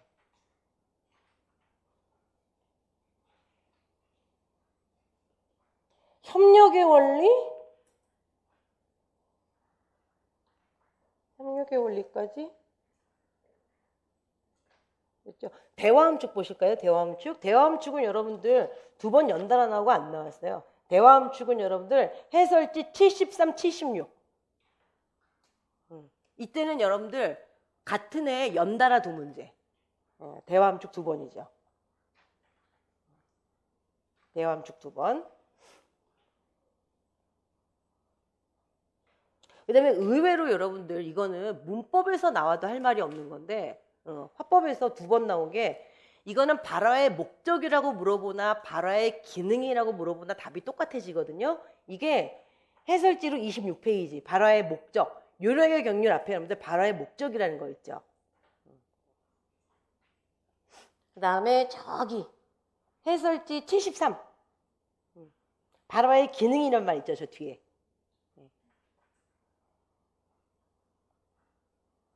발화의 목적, 발화의 기능. 나중에 저 문제 한번 풀 거예요. 그 다음에 자 어디로 가보시냐면요. 해설지 51페이지 한번 보세요. 해설지 51 뒤에 가로 안에 뭐라고 돼 있어요? 타당성, 신뢰성, 일관성 있죠.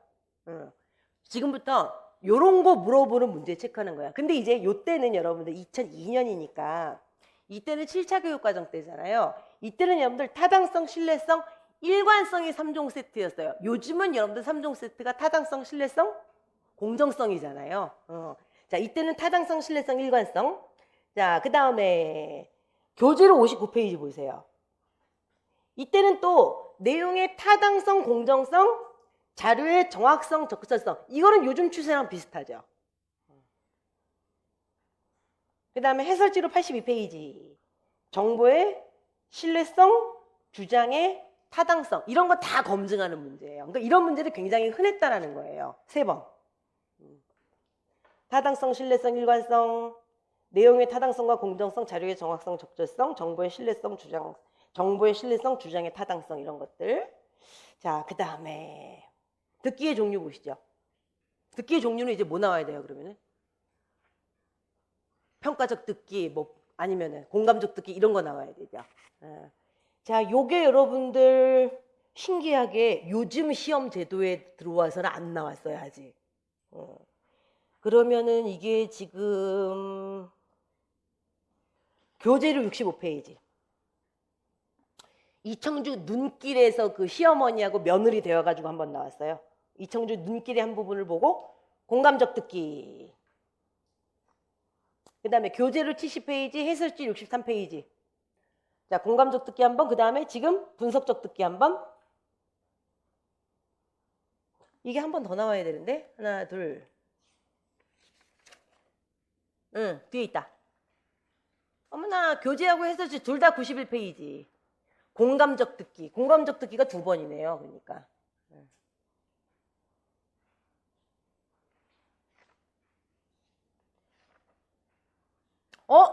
쏘리. 여러분들 거기 2번째 페이지 맨 위에 자아노출을 한 번 더 있다.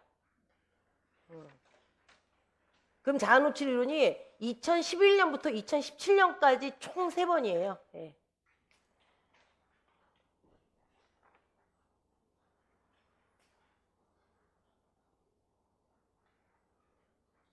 그 다음에 연설.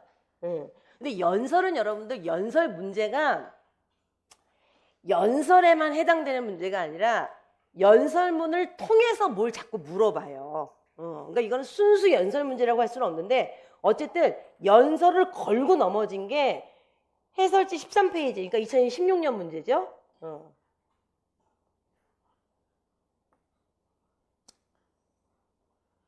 자, 한 번. 그 다음에 해설지 13페이지 한 번. 그 다음에 해설지 64페이지 한 번. 그 다음에 해설지 비어있다. 교재 82페이지 한 번. 제일 밑에. 하나, 둘, 셋. 하나 더 있어야 되는데. 아예 중간에 빠졌네요. 교재 64페이지. 안창호의 상해 교포 신년 축하의 연설문을 보고 효과적 연설 방법. 이것도 연설로 쳐야 돼요. 그래서 여러분들 그 화법이 실제라고 얘기하는 부분 중에서 연설이 제일 많이 나왔어요. 이렇게 따져가지고. 근데 이거는 이거 연설만의 문제라고 할 수가 없어. 연설을 가지고 설득을 물어보고 뭐 이런 식이라 연설이 어쨌든 4번. 그 다음에 회의가 아마 2번이 나올 거예요. 회의가 해설지 67, 해설지 67, 해설지 20.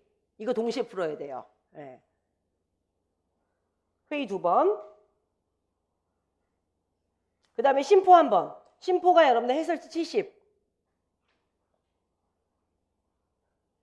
그 다음에 이상하게 협상은 우리가 굉장히 많이 공부를 하거든요.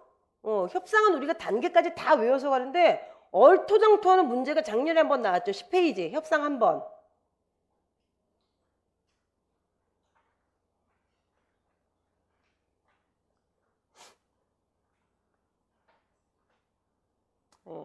그 다음 여러분들 아까 말씀드린 거 그거 저기 해설지 97페이지. 해설지 97페이지에 이거 체계적 둔감화와 실제 상황 노출법. 옆에다 가로하고 하나 쓰실래요? 말하기 불안해소.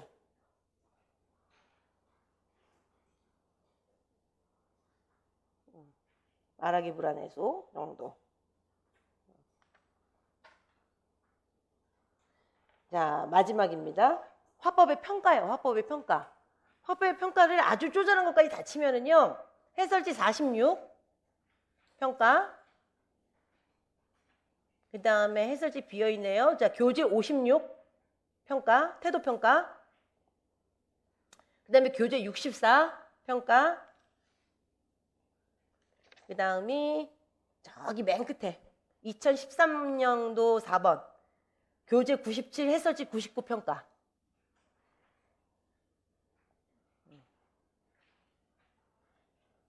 예요. 그럼 여러분들 됐어요. 지금 그러면 화법에서 주로 나왔던 문제가 토론 아니면은 의사소통의 원리, 각종 경률, 협력의 원리, 뭐 적절한 거리 유지 원리, 뭐 이런 각종 의사소통의 원리, 아니면 대화 함축, 발화의 목적과 기능, 아니면 각종 성 검증하기, 타당성, 신뢰성, 정확성, 적절성, 공정성 이런 거 검증하는 거, 아니면 듣기의 종류, 자아 노출, 아니면은 그 저기 뭐냐 화법이 실제 연설, 회의, 심포 이런 애들, 협상 이런 애들, 아니면 말하기 불안해소, 아니면은 저기 뭐냐 그 화법의 평가. 그리고 이제 작년에 이제 좀 특이했던 게 그거 한번 나왔죠. 의사소통 장애 요인. 의사소통 장애 요인이 여러분들 그 해설지 5페이지. 의사소통 구도. 근데 이건 한 번 나왔으니까 이건 뭐 통계로 치기도 좀 그렇고. 그러면 나머지 체크가 안 돼 있는 부분 있잖아요. 체크가 안 돼 있는 부분은 도대체 뭔가 봤더니 뭐라고 여러분들 딱히 설명할 수가 없는 문제들이에요. 뭐 소개하기 아니면은 뭐 이거는 그러니까 완전히 나머지는 이건 자료 제시형 있죠. 진우가 주장한 내용을 보고 종현이의 반론 내용, 평가 내용 작성하기, 선인들의 말하기 내용, 존경하는 인물을 주제로 한 3번 발표 내용을 보고 지도 내용의 적절성 파악하기. 이건 어떻게 통계를 내기가 뭐한 것들, 정말 그 자리에서 보고 푸는 것들 입니다. 그래서 나머지 그 정말 그 이론화 해가지고 어디서 문제가 나왔다라고 체크할 수 있는 것들을 다 체크를 해봤더니 요 정도로 분류가 가능한 거예요. 그래서 지금 쭉 우리가 체크를 같이 해본 것들을 보니까 문제가 안 나와야 될 때서 뭐 나온 건 없잖아요. 뭐 낼 만한 것들이었는데 여기서 또 낸다 그래봤자 여러분들 다 맞춘다는 보장이 없다라는 거예요. 왜냐면 여러분들 우리가 공부를 할 때 솔직히 얘기해서 좀 설핏설핏하는 기운들이 있기 때문에 뭔가 정확한 키워드 내지는 정확한 표현 이런 것들을 잘 하는 습관 이런 것들을 체화하지 못하는 거죠. 그래서 공부를 지금 올해 처음 하신 분들이나 올해 두 번째 하시는 분이나 세 번째 하시는 분들이나 중요한 건 뭐냐면은 이제는 여러분들 1, 2, 3, 4, 5, 6월 달에 이론을 머릿속에 최대한 많이 집어넣고 지금부터도 좀 마저 집어넣어야 되지만은 그거를 잘 다듬고 어디다 집어넣어야 될지 체계적으로 잘 집어넣어서 잘 끄집어내는 게 중요해요. 그래야지 시험장에 가서 정확하게 끄집어내서 잘 쓰죠. 그 아무렇게나 끄집어내가지고 시험지에다 그냥 막 밀어넣으면 채점자들이 못 알아봐요. 짜증내죠, 채점자들도. 그리고 그렇게 좋은 점수를 못 받는 거고. 효율적으로 공부하자는 거죠, 효율적으로. 그래서 지금 여러분들 우리가 지금 뭔가 기출 분석을 했어요. 화법 문제만 가지고. 나중에 이제 여러분들 다음 주에 독서하고 작문을 요 작업을 다시 한번 할 거예요. 그래서 지금 분석을 이렇게 했잖아요. 그래서 요 문제들을 주로 우리가 푸는 거예요. 여기에 들어가지 못한 문제들을 우리가 푸는 게 아니에요. 그러니까 여기 들어가지 못한 거 아까 예를 들면 여러분들 선인들의 말하기 태도 경몽요결에 나타난 선인들의 말하기 태도 이런 문제는 안 푸는 거죠. 이런 문제 우리가 같이 풀지도 않고 그러니까 이 안에 해설지가 있지도 않고 그래서 이제 본격적으로 우리가 이제 지금부터 본격적으로 진도를 나가는 거예요. 그래서 첫날은 이렇게 1시간 이상 오리엔테이션을 하게 돼 있는데 지금부터 이제 진도를 나갈 때에는 2017학년도부터 이제 역으로 쭉 나갑니다. 차례대로 나가는 척 하다가 여기서 자아노출이 나왔다.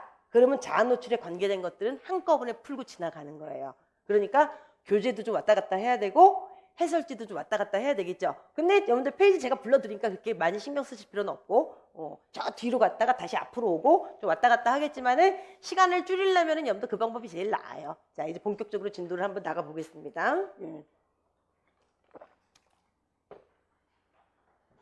자, 그리고 여러분들이 이제 하나 공지사항. 이때까지 1, 2, 3, 4, 5, 6월 달에 저랑 계속 같이 오신 분들은 얘가 있어요. 얘가 집에 있어요, 집에. 집에 있으신 분들은 오늘 집에 가서 얘 필요할 때 펴보시고 다음 주에도 가지고 오시고 얼마 안 되니까. 근데 이게 없으신 분들은 저 뒤에 있는 우리 조교한테 받아가시면 돼요. 이게 꼭 있어야 되는 건 아니지만은 있으면 좀 수월해요, 아무래도. 이게 교과서 정리해 놓은 거라 있으면 좀 수월하니까. 그리고 지금 이게 여분이 별로 없거든요. 여분이 별로 없어가지고 인강 들으시는 분들 어떻게 해야 될지 모르겠는데 그건 한번 생각을 해볼게요. 네. 이게 여분이 얼마 없어가지고 반은 저쪽 학원에 두고 왔고 반만 어제 가서 들고 왔거든요. 공정하게 나눠 가졌는데 어떻게 해야 될지 잘 모르겠어요. 웬만한 분들은 다 가지고 계시니까 어떻게 해야 될지 모르겠네. 오늘 어쨌든 없으신 분들은 지금 쉬는 시간에 받아가세요. 이따가 살짝 필요할 겁니다요. 집에 있으신 분들은 받지 마세요. 살짝 불러드릴게요, 그냥. 됐습니다. 이제 시작을 한번 해보시죠. 자, 짠짠짠.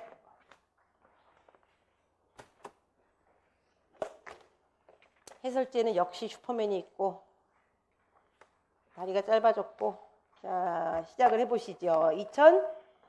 2017학년도 1번이 자아노출 이론에 관련이 돼 있습니다. 용어 정리를 좀 하고 가야 되겠더라고요. 자, 2017학년도 1번 해설지 보시죠.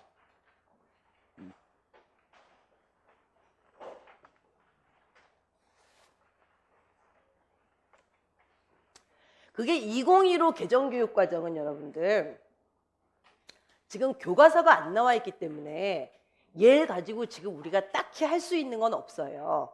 딱히 할 수 있는 건 없는데 용어 정리는 좀 하고 지나가야 되겠죠. 그래서 필요한 거는 그때그때 용어 정리를 하는데 지금 1페이지 왼쪽 한번 보세요. 2015 개정교육과정. 그래서 대화 방식에 영향을 미치는 자아를 인식하고 관계 형성의 적절한 방법으로 자기를 표현한다. 그래서 제가 거기다 글씨 살짝 바꿔놨는데 자아 개념, 그리고 자기 표현이란 말 나오죠. 네. 그리고 지금 그 밑에 있는 박스에서도 28번 성취 기준, 대화 방식에 영향을 미치는 자아를 인식하고 관계 형성에 적절한 방식으로 자기를 표현한다. 그래갖고 지금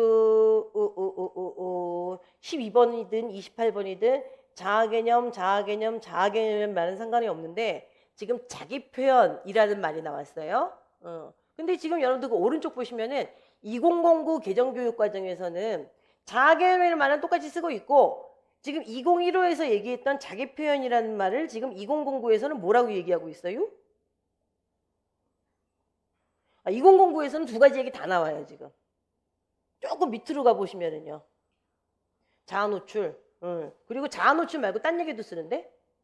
자아 노출 말고 자기 노출이라는 말도 써요. 자아 노출, 자기 노출 둘 다 쓰잖아요. 근데 이게 지금 2015에서 자기 표현이라는 말로 바뀌었다고요, 지금. 근데 채점위원들이 미치지 않은 다음에야 이거를 자기 표현이라는 말만 맞게 하겠냐고요, 지금. 교과서도 안 나온 마당에. 그리고 이전 교육과정까지 2011까지도 이게 지금 다 자아 노출, 자기 노출 다 운용되고 있었는데. 예, 그래서 지금 우리 기출문제 답에서도 자아 노출, 자기 표현 지금 둘 다 지금 복수로 지금 실어 놓기는 했죠.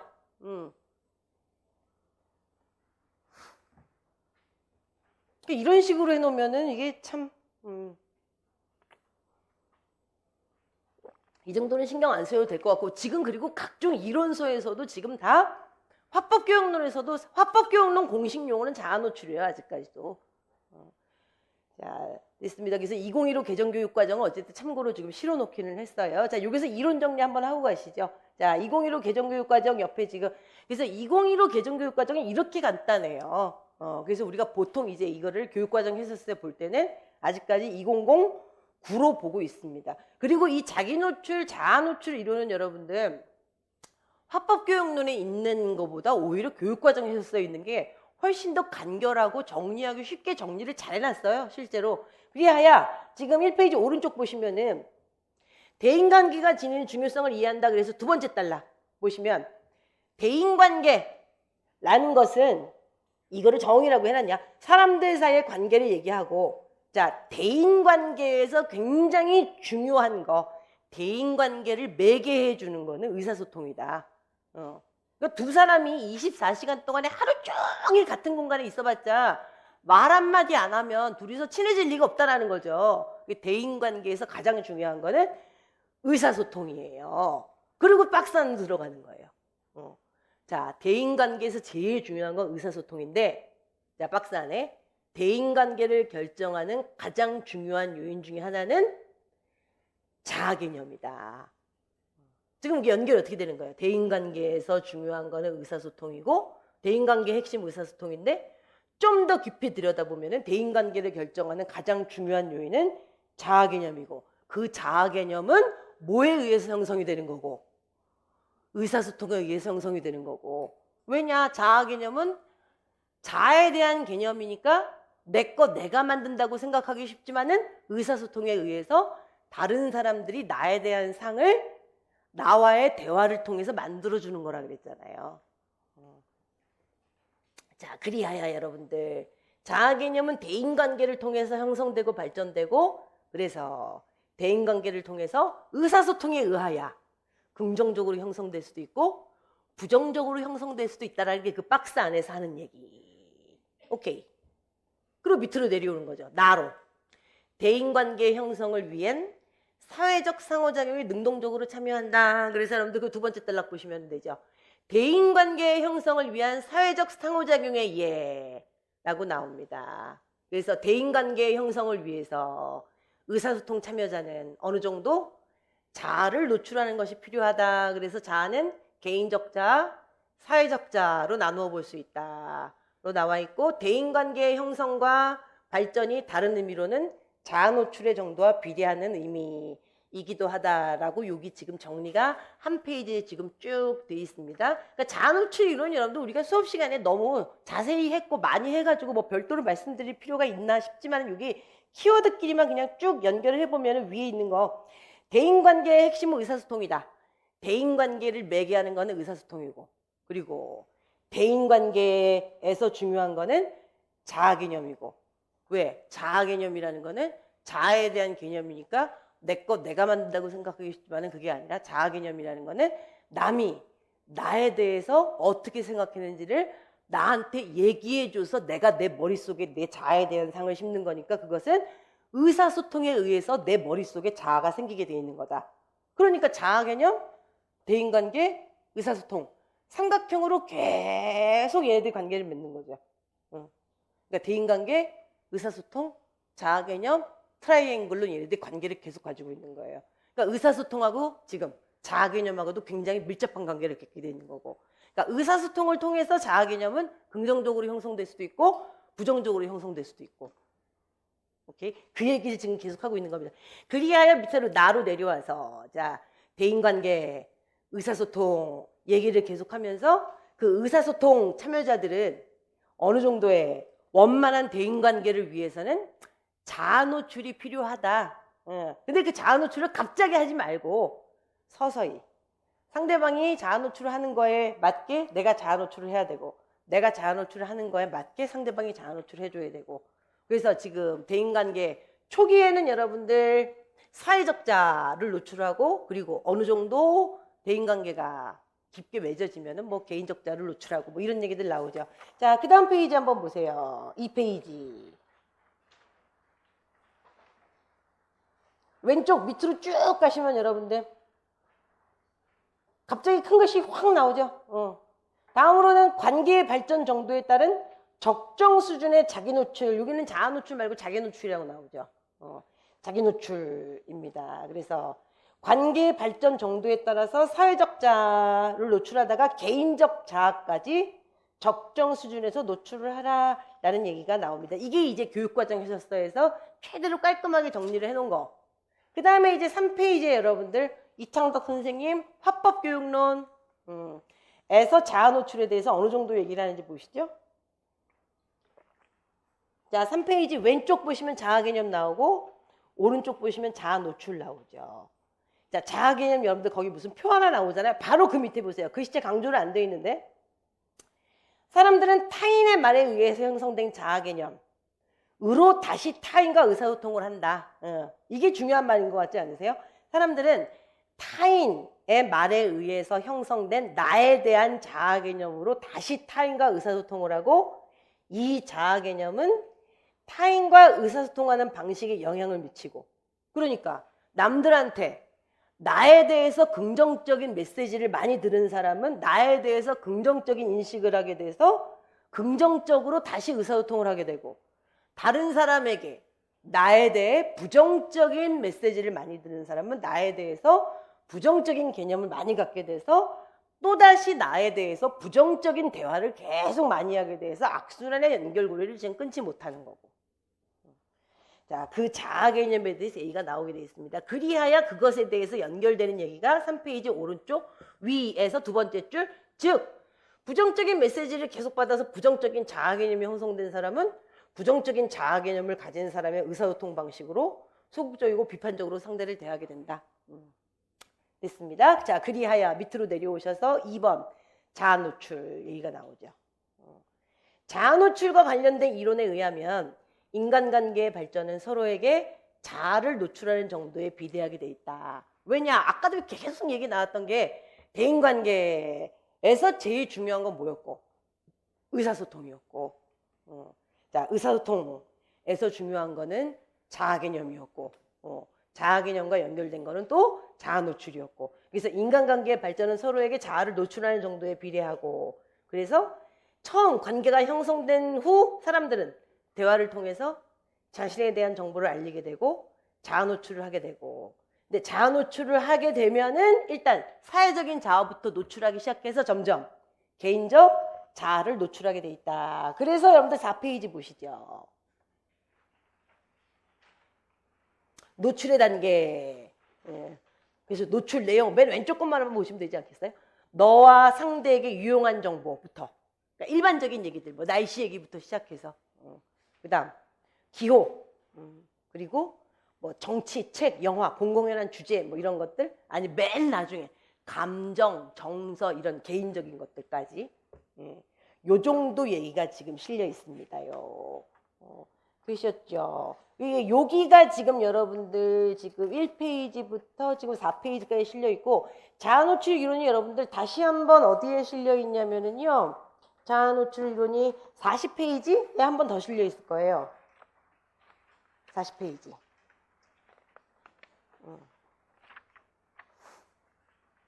같은 내용이 한 번 더 실려 있을 겁니다, 여기에. 자, 어쨌든 그럼 문제 한번 풀어보시죠. 2017학년도 1번이요. 그거 보세요. 발문도 그렇게 돼 있잖아요, 이제. 의사소통과 대인관계. 대인관계에서 가장 중요한 것은 의사소통을 주제로 한 수업 장면입니다. 자, 괄호 안에 기억과 니은에 해당하는 말을 순서대로 쓰랍니다요. 몇 개월 전 문제예요. 몇 개월 전 문제. 자, 기입형 문제예요. 자, 대인관계를 긍정적으로 형성하고 발전시키기 위해서는 자기를 적절하게 표현할 수 있어야 된대요. 자, 화면을 준비한 학생의 대화를 같이 봅시다. 자, 종례 끝나고 교실을 나오면서 너 내일 뭐 해? 집도 가까운데 농구할래? 나 약속 있어. 약속? 무슨 약속? 누나랑 매형이 집에 와서 가족끼리 밥 먹기로 했어. 결혼한 누나가 있었어? 나이 차이가 많이 나겠네. 왜 말을 안 해? 그걸 굳이 말해야 돼? 너랑 만난 지 일주일 됐는데? 그랬더니 야, 나는 우리 집 사정이면 내 고민까지 너한테 다 털어놨는데 일주일이면 친해지기 충분한 시간 아니야? 그랬더니 충분하다고? 나는 네가 너무 부담돼. 둘의 대화를 보니까 이 성현이하고 이누는 만난 지 일주일 됐어요. 근데 A를 보니까 선생님은 이 두 친구가 계속 친해질 수 있을지 걱정이 돼요. 대화에 어떤 문제가 있는지 얘기해 보세요. 여러분들이 말했듯이 성현이는 이누한테 온갖 얘기 다 했어요. 이누는 성현이를 너무 싫어해요. 대인관계 의사소통에서는 이러한 차이를 뭘로 설명하느냐? 자아노출로 설명하죠. 사람들은 대인관계 초기에는 서로를 알아가기 위해서 상호작용을 할 때 서로 사회적 자를 드러내다가 점점 좀 전에 봤죠? 마지막 칸에 있었던 거. 개인의 감정, 가치관, 이런 개인적 자를 드러내요. 근데 이 대화를 다시 보면 성현이와 인우는 자아에 대한 정보의 양과 수준, 그리고 그 정보를 드러내는 속도가 상호 균형을 이루지 못하고 있습니다. 그래서 친밀한 관계를 형성하는데 어려움을 무지하게 둘이 겪고 있죠. 둘의 속도가 맞지 않는다는 거죠. 한 명은 지금 너무 급하게 개인적 자아를 드러내고 있고 한 명은 안 드러내고 있고. 요즘 기입형의 수준이에요. 근데 평소에 우리가 이제 문제를 준비할 때는 이거보다는 훨씬 어렵게 준비를 하고 있고. 자, 그러면 이거 말고 또 문제가 어느 정도로 나왔었느냐 면은 교재로 보셨을 때 여러분들 7페이지를 한번 보셔야 되겠죠?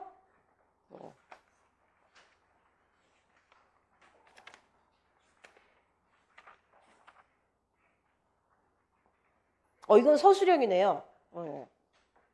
2013년도 1번입니다. 이거는 여러분들 좀 전에 그 문제보다는 머리를 약간 써야 되겠네요. 약간.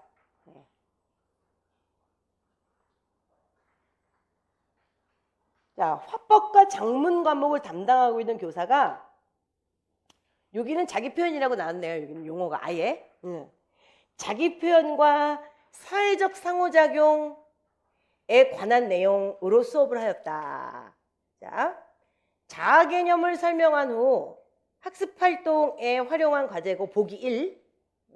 그 다음에 보기 2는 학생이 쓴 글의 일부입니다. 자, 보기 1은 자아 개념을 설명한 후에 학습 활동에 활용한 과제. 그 다음에 보기 2는 학생이 쓴 글의 일부. 자, 보기 1과 보기 2를 활용해서 자아 개념의 의미와 그 특징을 설명하고, 자, 자아 개념의 의미를 써야 돼요. 일단 답안에다가 자아 개념이 뭔지, 그리고 자아 개념의 특징도 써야 돼요. 근데 보기 1하고 보기 2를 활용을 해야 돼요. 그리고 그걸 토대로 보기 2를 쓴 학생의 대화 능력을 키우기 위해서 지도할 수 있는 내용을 서술해야 돼요. 근데 그게 여러분들 자기 마음대로 쓰는 게 아니라 지금 보기 1, 보기 2를 활용을 해야 되니까. 자, 한번 보십시다요. 자, 보기 1, 학습 목표. 대화 방식에 영향을 끼치는 자아를 인식하고 관계 형성에 적절한 방식으로 자기를 표현할 수 있다. 이게 여러분들 완전 그거예요. 성취 기준이에요. 성취 기준. 성취 기준 똑같을 거예요. 이게 아마. 자, 그 다음 과제. 다음 중에서 자신이 해당하는 유형을 고려해서 자기 성찰적인 글을 써보자예요. 자, 근데 유형을 한번 보세요.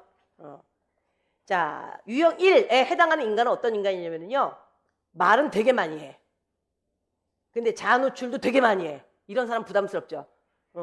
그리고 자기 자신에 대해서도 굉장히 긍정적인 마인드를 가지고 있어요.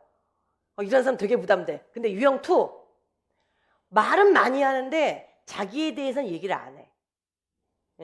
그리고 자기에 대해서도 굉장히 부정적인 자아 개념을 가지고 있어. 자, 유형 3, 말 안 해. 근데 이건 되게 이상하지 않아요? 말은 안 하는데 자아 노출은 많이 해. 그러니까 입 열 때마다 자기 얘기만 하는 거죠. 그리고 자아 개념은 아주 그냥 높아요. 재수없는 인간이죠. 자, 유형 4는요. 대화 안 해. 말 안 하고 자기 얘기도 안 해. 자기 얘기를 찔끔 하는데 그나마 자아 개념도 부정적이야. 아주 어두운 애죠. 은하철도 999 스타일이에요. 자, 근데 이 중에서 보기 2의 글을 쓴 애는 어떤 애인지 보세요. 나는 평상시 다른 사람과 대화를 많이 해요. 1 아니면 2야. 근데 TV 프로그램이나 스포츠와 관련된 이 얘기 한정. 자, 1이에요, 2예요, 그러면. 2네요. 주변 사람들로부터 스스로에 대해서 부정적인 표현을 자주 한다는 지적을 받아. 확실히 2네. 예. 남들이 나를 이렇게 평가하고 있다는 생각에 날이 갈수록 더 깊이 있는 대화를 피하게 돼요. 그러네. 그럼 얘는 여러분들 그 자아 노출 이론에 딱 맞는 애죠. 자아 개념이 누구에 의해서 심어지고 있다는 걸 보여줘요. 딱. 남에 의해서 심어지잖아요, 지금. 그러니까 여러분들 아까 발문에서 뭐뭐 쓰라고 그랬어요. 자아 개념의 의미. 그것의 특징. 이거 보고 써야 되는 거죠. 그러니까. 자아 개념은 내 것 내가 만든 게 아니라 남에 의해서 다른 사람들과의 타인과의 의사소통에 의해서 만들어진 나에 대한 상이고 그것의 특징. 얘는 지금 부정적이잖아요. 자기 자신에 대해서 부정적인 자아 개념을 가지고 있었는데 남들이 나에 대해서 부정적인 얘기를 많이 해주니까 점점 더 부정적인 자아 개념이 심해지고 있는 특징을 그대로 보여주잖아요. 그럼 거기까지 반 쓴 거죠, 지금. 자아 개념의 의미 썼고 특징까지 쓴 거잖아요, 지금. 그럼 나머지 이제 또 뭐 쓰라 그랬죠? 대화 능력을 키우기 위해서 지도할 수 있는 내용 이제 써야 되잖아. 그럼 맞아 봐야죠. 자, 선생님께서는 다른 사람과 소통하기 위해서는 나를 좀 드러내야 된다고 하셨는데 나는 어느 정도 수준으로 무엇을 드러내야 되는지 모르겠다. 아유, 드러내. 자아 노출해야죠, 이제. 뭐 어떻게 해야 되는데요, 이제. 사람들하고 사귈 때 처음에는 좀 사회적 자아를 노출하다가 나중에는 개인적 자아를 노출해야 된다라고 답 쓰면 끝나는 거죠, 이제. 아까 그 하나가 더 있었는데 마저 풀고 갈까요? 교재로 여러분들 40페이지. 아, 교재로 40페이지가 아니네. 교재가 왼쪽이네. 교재로 몇 페이지야? 84. 이거 만들어 오는 게 좋죠? 만들 때 이거 도다리 눈대요, 이거. 완전히. 혼자 만들면 눈이 막 돌아가, 막 돌아가. 에이, 너무 쉬워. 객관식 문제죠. 그러니까 이 문제의 변화를 볼 수 있잖아요. 2011년도 2번 문제잖아요. 얘는 발문에 뭐라고 나왔어요? 자아 노출 이론. 근데 방금 풀었던 문제는 자기 표현과 사회적 상호작용이라고 돼 있죠. 자기 표현이라고 돼 있잖아요. 얘는 이미 2011로 넘어간 상태니까 용어를 자기 표현이라고 썼죠. 자, 어쨌든 2011에서는 선생님 말씀드릴 게 있어요. 화법 수업을 통해 저를 돌아다볼 수 있었어요. 이런 긍정적인 학생도 있네요. 화법 수업을 한 다음에 자기를 돌아다봤대. 화법 수업을 하는 도중에 보통은 자요. 근데 얘는 화법 수업을 통해서 자기를 돌아다봤대요. 의사소통 방식이 인간관계에 있어서 큰 영향을 미치는지 몰랐어요. 수업 끝나도 애들은 몰라. 그런데 평소에 고민이 무척 많아요. 다른 사람에게 저에 대해 잘 이야기하지 않아요. 특히 처음 만나는 사람에게는요. 상처받는 게 두려워요. 얘도 이상한 애네. 그러니까 친구도 마음을 열지 않아요. 그러다 보니 친해지기 힘들고요. 어떤 때는 마음에 맞는 친구이다 싶어서 친해지고 싶은 마음에 깊은 이야기까지 할 때도 있었어요. 그런데 그 친구는 절 멀리 하더라고요. 도대체 뭔 얘기를 했길래. 친구들은 저와 이야기하는 걸 좋아하지 않는 것 같아요. 저는 말을 잘 못하는 사람인가 봐요. 친구에게 어떻게 다가가야 할까요? 무슨 말을 어떻게 해야 될까요? 내 마음을 이야기하지 않으면 친해지기 어렵고 마음속 이야기를 몽땅 다 하면 약점을 드러낸 것 같아 창피하기도 하고 속상해요. 선생님 이렇게 됐어요. 자아노출 이론을 잘못 적용한 거는 뭐예요? 그러면 이 문제 너무하잖아요. 여러분들 5번 좀 보세요. 5번. 대인관계 형성 초기에는 개인적 나를 빡 노출한대요. 엄마 아빠가 이혼하셨고 내 동생을 삐끼고 누나는 마약을 했고 그리고 이제 굉장히 친해지고 나면 그 다음부터는 날씨 얘기를 하고 어제 프로야구 얘기를 하고 커피 맛에 대해서 얘기를 하는 거예요. 어때요? 5번이지 당연히 틀린 거는. 이거 너무 쉽잖아요. 근데 이제 나머지 것들 4번. 긍정적인 자아 개념을 가진 사람은 적극적으로 자기를 노출하게 돼 있대요. 타인의 반응도 능동적으로 수용하고. 3번. 자아 노출은 관계의 발전에 비례하지만 위험을 수반하니까 한없이 자기를 드러내면 안 된대요. 노출의 시기, 정도 이런 것들을 조절을 잘해야 돼. 2번. 자아 노출을 통해서 서로에 대한 불확실성이 감소되고 서로의 소통 양식에 익숙해짐으로써 이거 말 되게 어렵게 한다. 그죠? 2번만 딱 있으면 얘가 굉장히 어려운 얘기겠지만 입이 답은 나왔잖아요. 그러니까 2번은 자아 노출을 통해 서로 점점점 친해지면서 자아 노출을 점점점 많이 하잖아요. 그러니까 서로 어떤 사람일까라는 불확실성이 감소된다라는 얘기죠. 서로의 소통 양식에 점점 친해지다 보니까 익숙해지고 친밀감 높아지고 자아 노출 내가 요만큼 하면 제가 저만큼 하고 내가 이때만큼 하면 제가 이때만큼 하고 서로 상호작용적이고. 아이고 1번은 여러분들 이거 알아먹을지 모르겠네.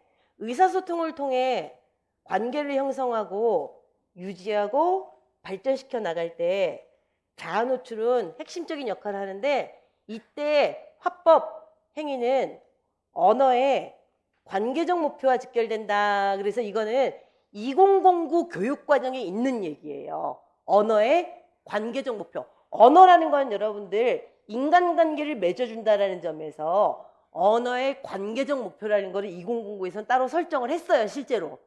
지금 교육과정이 바뀌어가지고 이걸 모르지만. 교육과정이 바뀌면 이런 게 문제예요. 2011에서는 이 부분에 대해서 아예 언급을 안 해요. 근데 2009에서는 언어의 관계적 목표라는 것에 대해서 그러니까 관계적 목표, 대인관계적 목표 그래갖고 여러 가지 목표들이 있는데 관계적 목표라는 걸 따로 설정을 했었어요. 이때는. 1번은 지금 못 알아보는 게 정상이에요.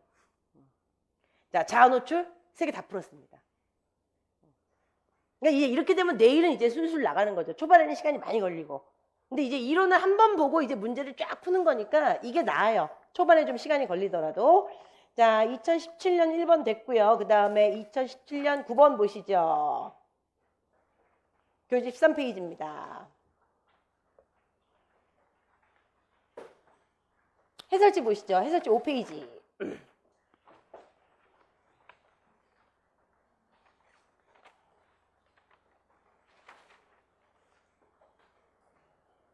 여기까지만 풀고 여러분들 잠깐 쉴게요. 여기까지만 집중력을 좀 발휘하셔요.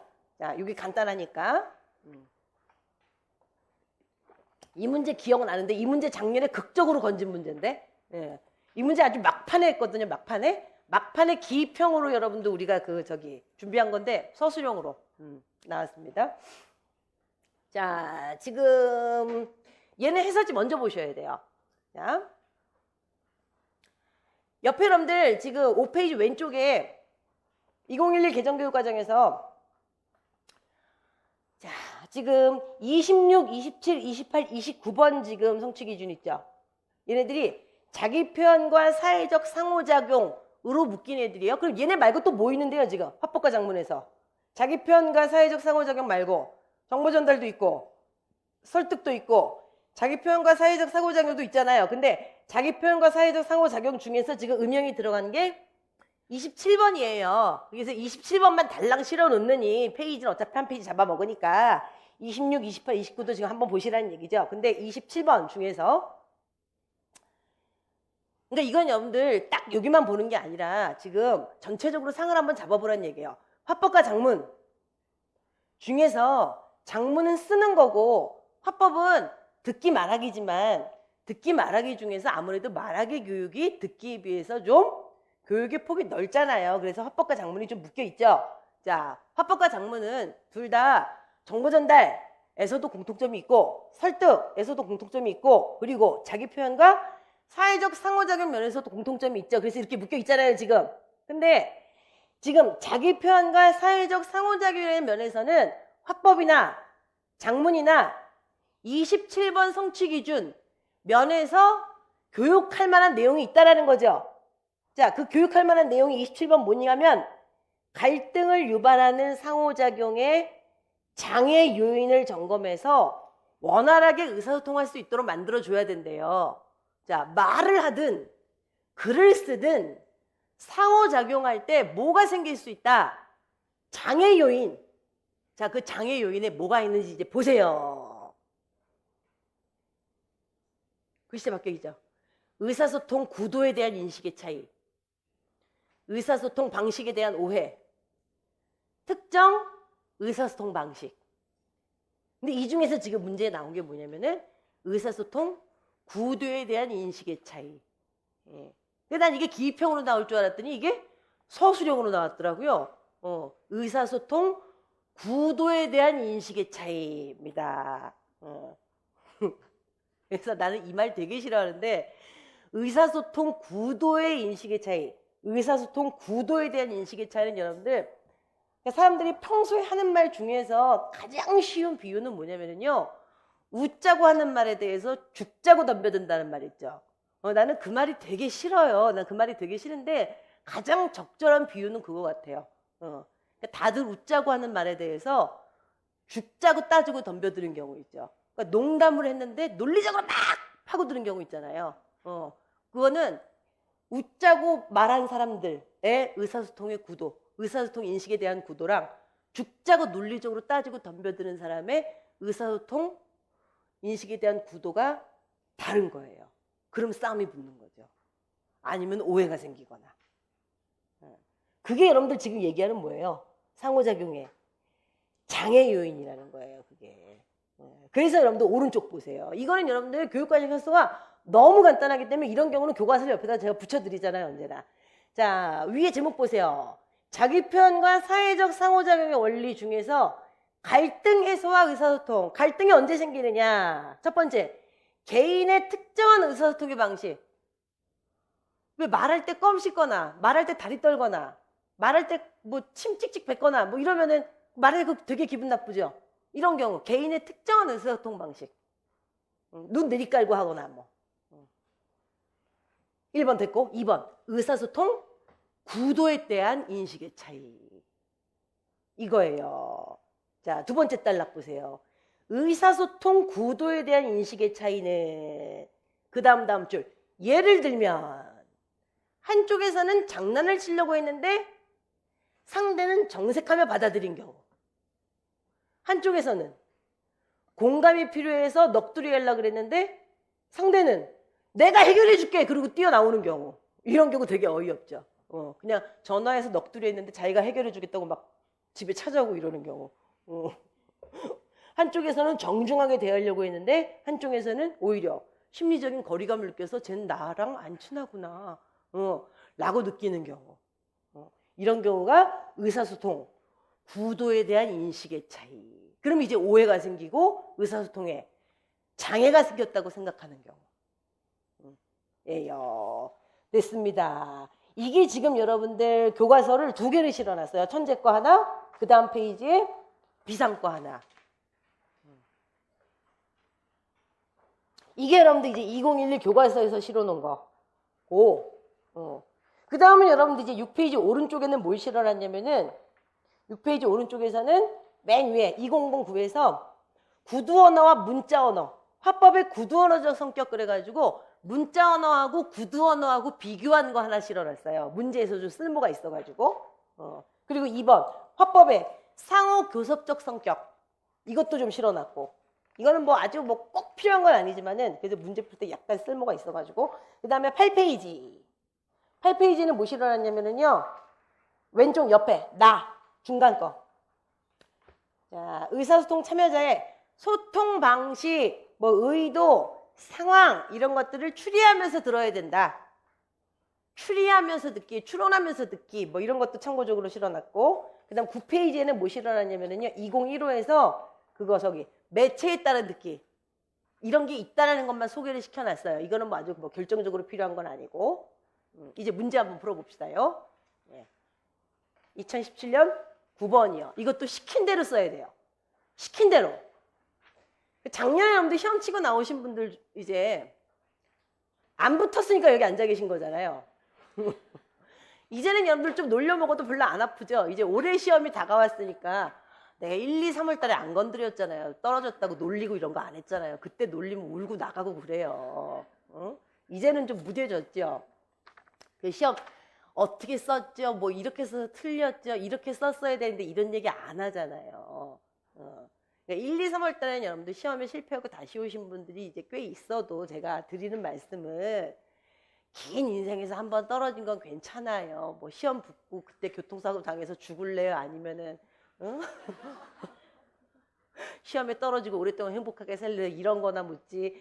이렇게 썼어야 되는데 저렇게 썼죠? 이런 거 안 하잖아요. 그거 되게 상처받아요. 그거 되게 아프다고요, 그게. 근데 지금 7월이고 그리고 시험에 떨어지는 생각보다는 지금 이제 준비해야 되는 시험이 훨씬 더 다급해졌으니까 지난 시험을 얘기해도 이제는 아무렇지도 않아야 돼요. 그게 아프면은 지금 시험을 준비를 덜 하고 있다는 얘기예요. 지금 발등에 불이 활활 타고 있는데 지난 시험 얘기를 해서 아직까지 가슴이 무겁고 그게 아프고 그러면 안 되죠, 여러분들. 여러분들 이 문제 있잖아요.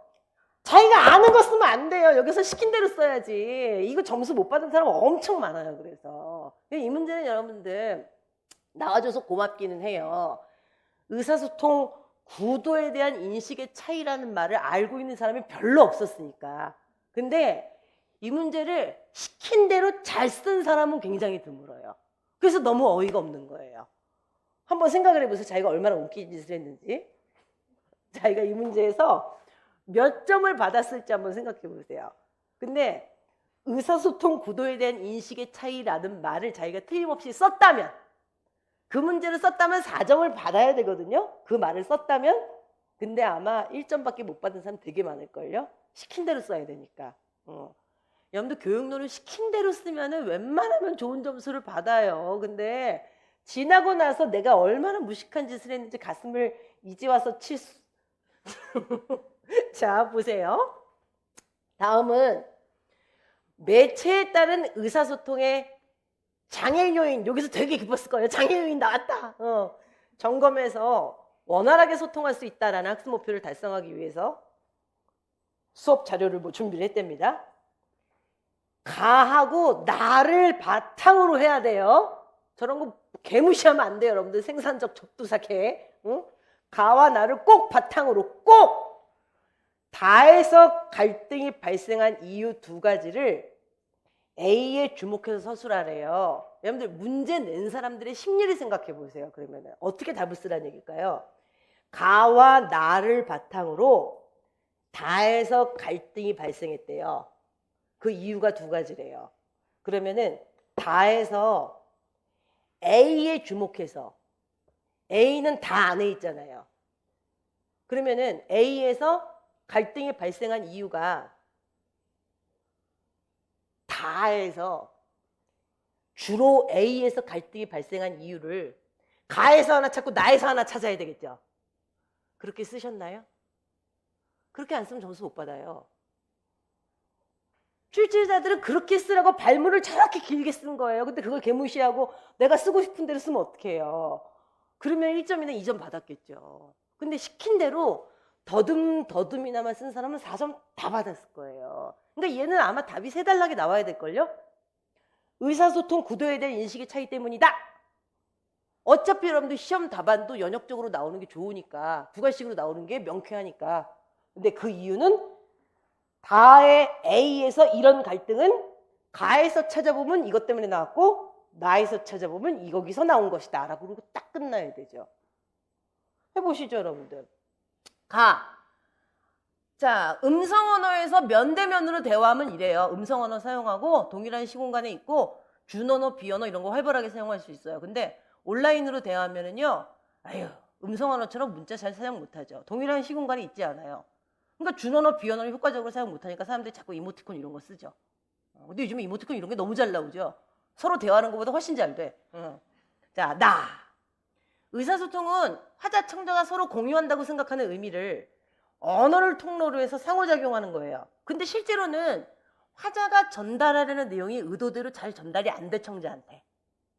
인간은 메시지를 자기한테 유리한 방향으로 자꾸 인식하고 해석하려고 그러기 때문에. 그러니까 화자가 의도하는 메시지가 그대로 전달되는 게 아니라 청자에 의해서 선택적으로 자꾸 수용이 돼요. 자, 가의 특징 나왔고 나의 특징 나왔죠? 다. 야, 너 어제 내가 부탁한 영상 자료 보여준다더니 왜 안 된다는 거야? 야, 내가 언제 보여준다 그랬어? 너 어제 나랑 온라인 대화할 때 보여준다 그랬잖아! 내가 언제? 보여주고 곤란하다 그랬지? 증거를 비줄까? 그러고 나서 핸드폰을 딱 보여줬어요. 왼쪽으로 길게 눕혀서. 자, 봐! 이게 보여주겠다는 들 아니야? 야, 그거는 안 보여주겠다는 얘기지. 그러고 나서 안에 이걸 뭐 증거물을 보여줬어요. 그랬더니 눈 실눈. 도움이 될지 모르겠어. 땀 흘리는 거. 네. 얘가 뭐 그래? 뭐 이렇게 돼 있는 거예요. 자, 그러면 딱 지금 A의 핸드폰 눕혀져 있는 거. 이게 지금 의사소통 구도에 대한 인식의 차이죠. 얘네들이 말하는 게 지금 삘이 어긋났단 말이에요, 지금. 근데 이게 지금 온라인 대화라는 것 때문에 의사소통의 구도에 대한 인식의 차이가 훨씬 더 미묘해진 거죠, 지금. 자, 그러면 다에서 갈등이 발생한 이유는 의사소통 구도에 대한 인식의 차이예요. 지금 의사소통 구도라는 것이 뭔지 뭐 개념풀이를 해줘도 좋고 뭐 안 해도 좋고 의사소통 구도에 대한 인식이라는 건 어쨌든 그 어떤 말에 대한 참여자의 그 말에 대한 해석이 온라인 대화였기 때문에 훨씬 더 미묘하게 달라진 거예요. 자, 그러면 지금 의사소통 구도에 대한 인식의 차이가 달라져서 이 둘이 의사소통에 있어서 장애가 생긴 이유를 좀 더 자세히 가해서 살펴보면은요. 지금 온라인 대화하고 면대면 대화의 차이에서 찾아야 되는 거죠. 지금 준언어, 비언어적 메시지를 이모티콘 등의 기호로 간접 전달했고 그것 때문에 의사소통 구도에 대한 인식의 차이가 발생한 거예요. 도움이 될지 모르겠어. 이거 있죠. 거기서 각종 이모티콘하고 뭐 이런 것들 때문에. 이것 때문에 지금 의사소통 구도에 대한 인식의 차이가 발생을 했고 그 다음에 나에서 찾으면은요. 지금 누구지? 지금 청자들은 무릇 청자들은 화자가 의도하는 메시지를 그대로 전달받는 게 아니라 자기가 선택적으로 수용하려는 지금 성향이 있잖아요. 지금 선택적으로 수용한 건 누구예요? 누구지 그러면 여기서? 도연이네요. 도연이라는 청자는 지금 누가 전달한 메시지를 민수가 전달한 메시지를 자기한테 유리한 방향으로 선택적으로 지금 수용했기 때문에 메시지를 전달한 민수와 메시지를 전달받은 도연이 사이에는 의사소통의 인식에 있어서 의사소통 구도에 대한 인식의 차이가 생긴 거죠. 이유를 쓰라 그랬잖아요. 그러니까 지금 얘네 둘 사이에 갈등이 발생한 이유는 의사소통 구도에 대한 인식의 차이 때문인데 첫 번째 이유를 가해서 찾으면은 준언어, 비언어적 메시지를 이모티콘 등의 기호로 간접 전달받는 과정에서 생긴 거고 두 번째는 메시지를 지금 전달하고 전달받는 과정에서 전달하는 사람은 자기 의도를 전달했지만 전달받는 사람은 선택적으로 수용했기 때문에 지금 이런 갈등이 발생한 것이다. 가에서 하나, 나에서 하나. 그럼 4점. 발문을 잘 보셔야 돼요. 근데 여러분들 이런 방식으로 쓰신다는 거죠. 시험 볼 때 그게 정신이 없어서 잘 안 돼요. 체계적으로 쓰셔야 돼요. 체계적으로. 그래서 여러분들 지금 이렇게 안 쓰신 사람들 억장이 무너지죠. 억장이 무너지면 어때요? 이번 시험에서 이제 그렇게 쓰시면 돼요. 발문에서 시킨 대로 쓰셔야 되는 거예요. 발문에서 시킨 대로. 근데 여러분들 문법은 발문에서 시킨 대로 안 쓰기가 참 힘들어요. 발문에서 시킨 대로 안 쓰면 쓸 게 없기 때문에. 근데 교육론은 발문을 자꾸 무시하고 자기가 아는 쪽으로 쓰려고 그래요. 그러시면 안 돼요. 네. 이거는 여러분도 굉장히 뭐라 그럴까요? 그 운이 좋은 케이스예요. 막판에 정리한 게 나왔기 때문에. 예, 근데 너무 가슴이 떨린 나머지 와 신난다 그래서 자신의 꿈과 희망을 담아서 쓰시는 분들은 이제 점수를 오히려 못 받는 케이스가 되는 거죠. 자, 여기서 이제 잠깐 쉬었다 가겠습니다. 예.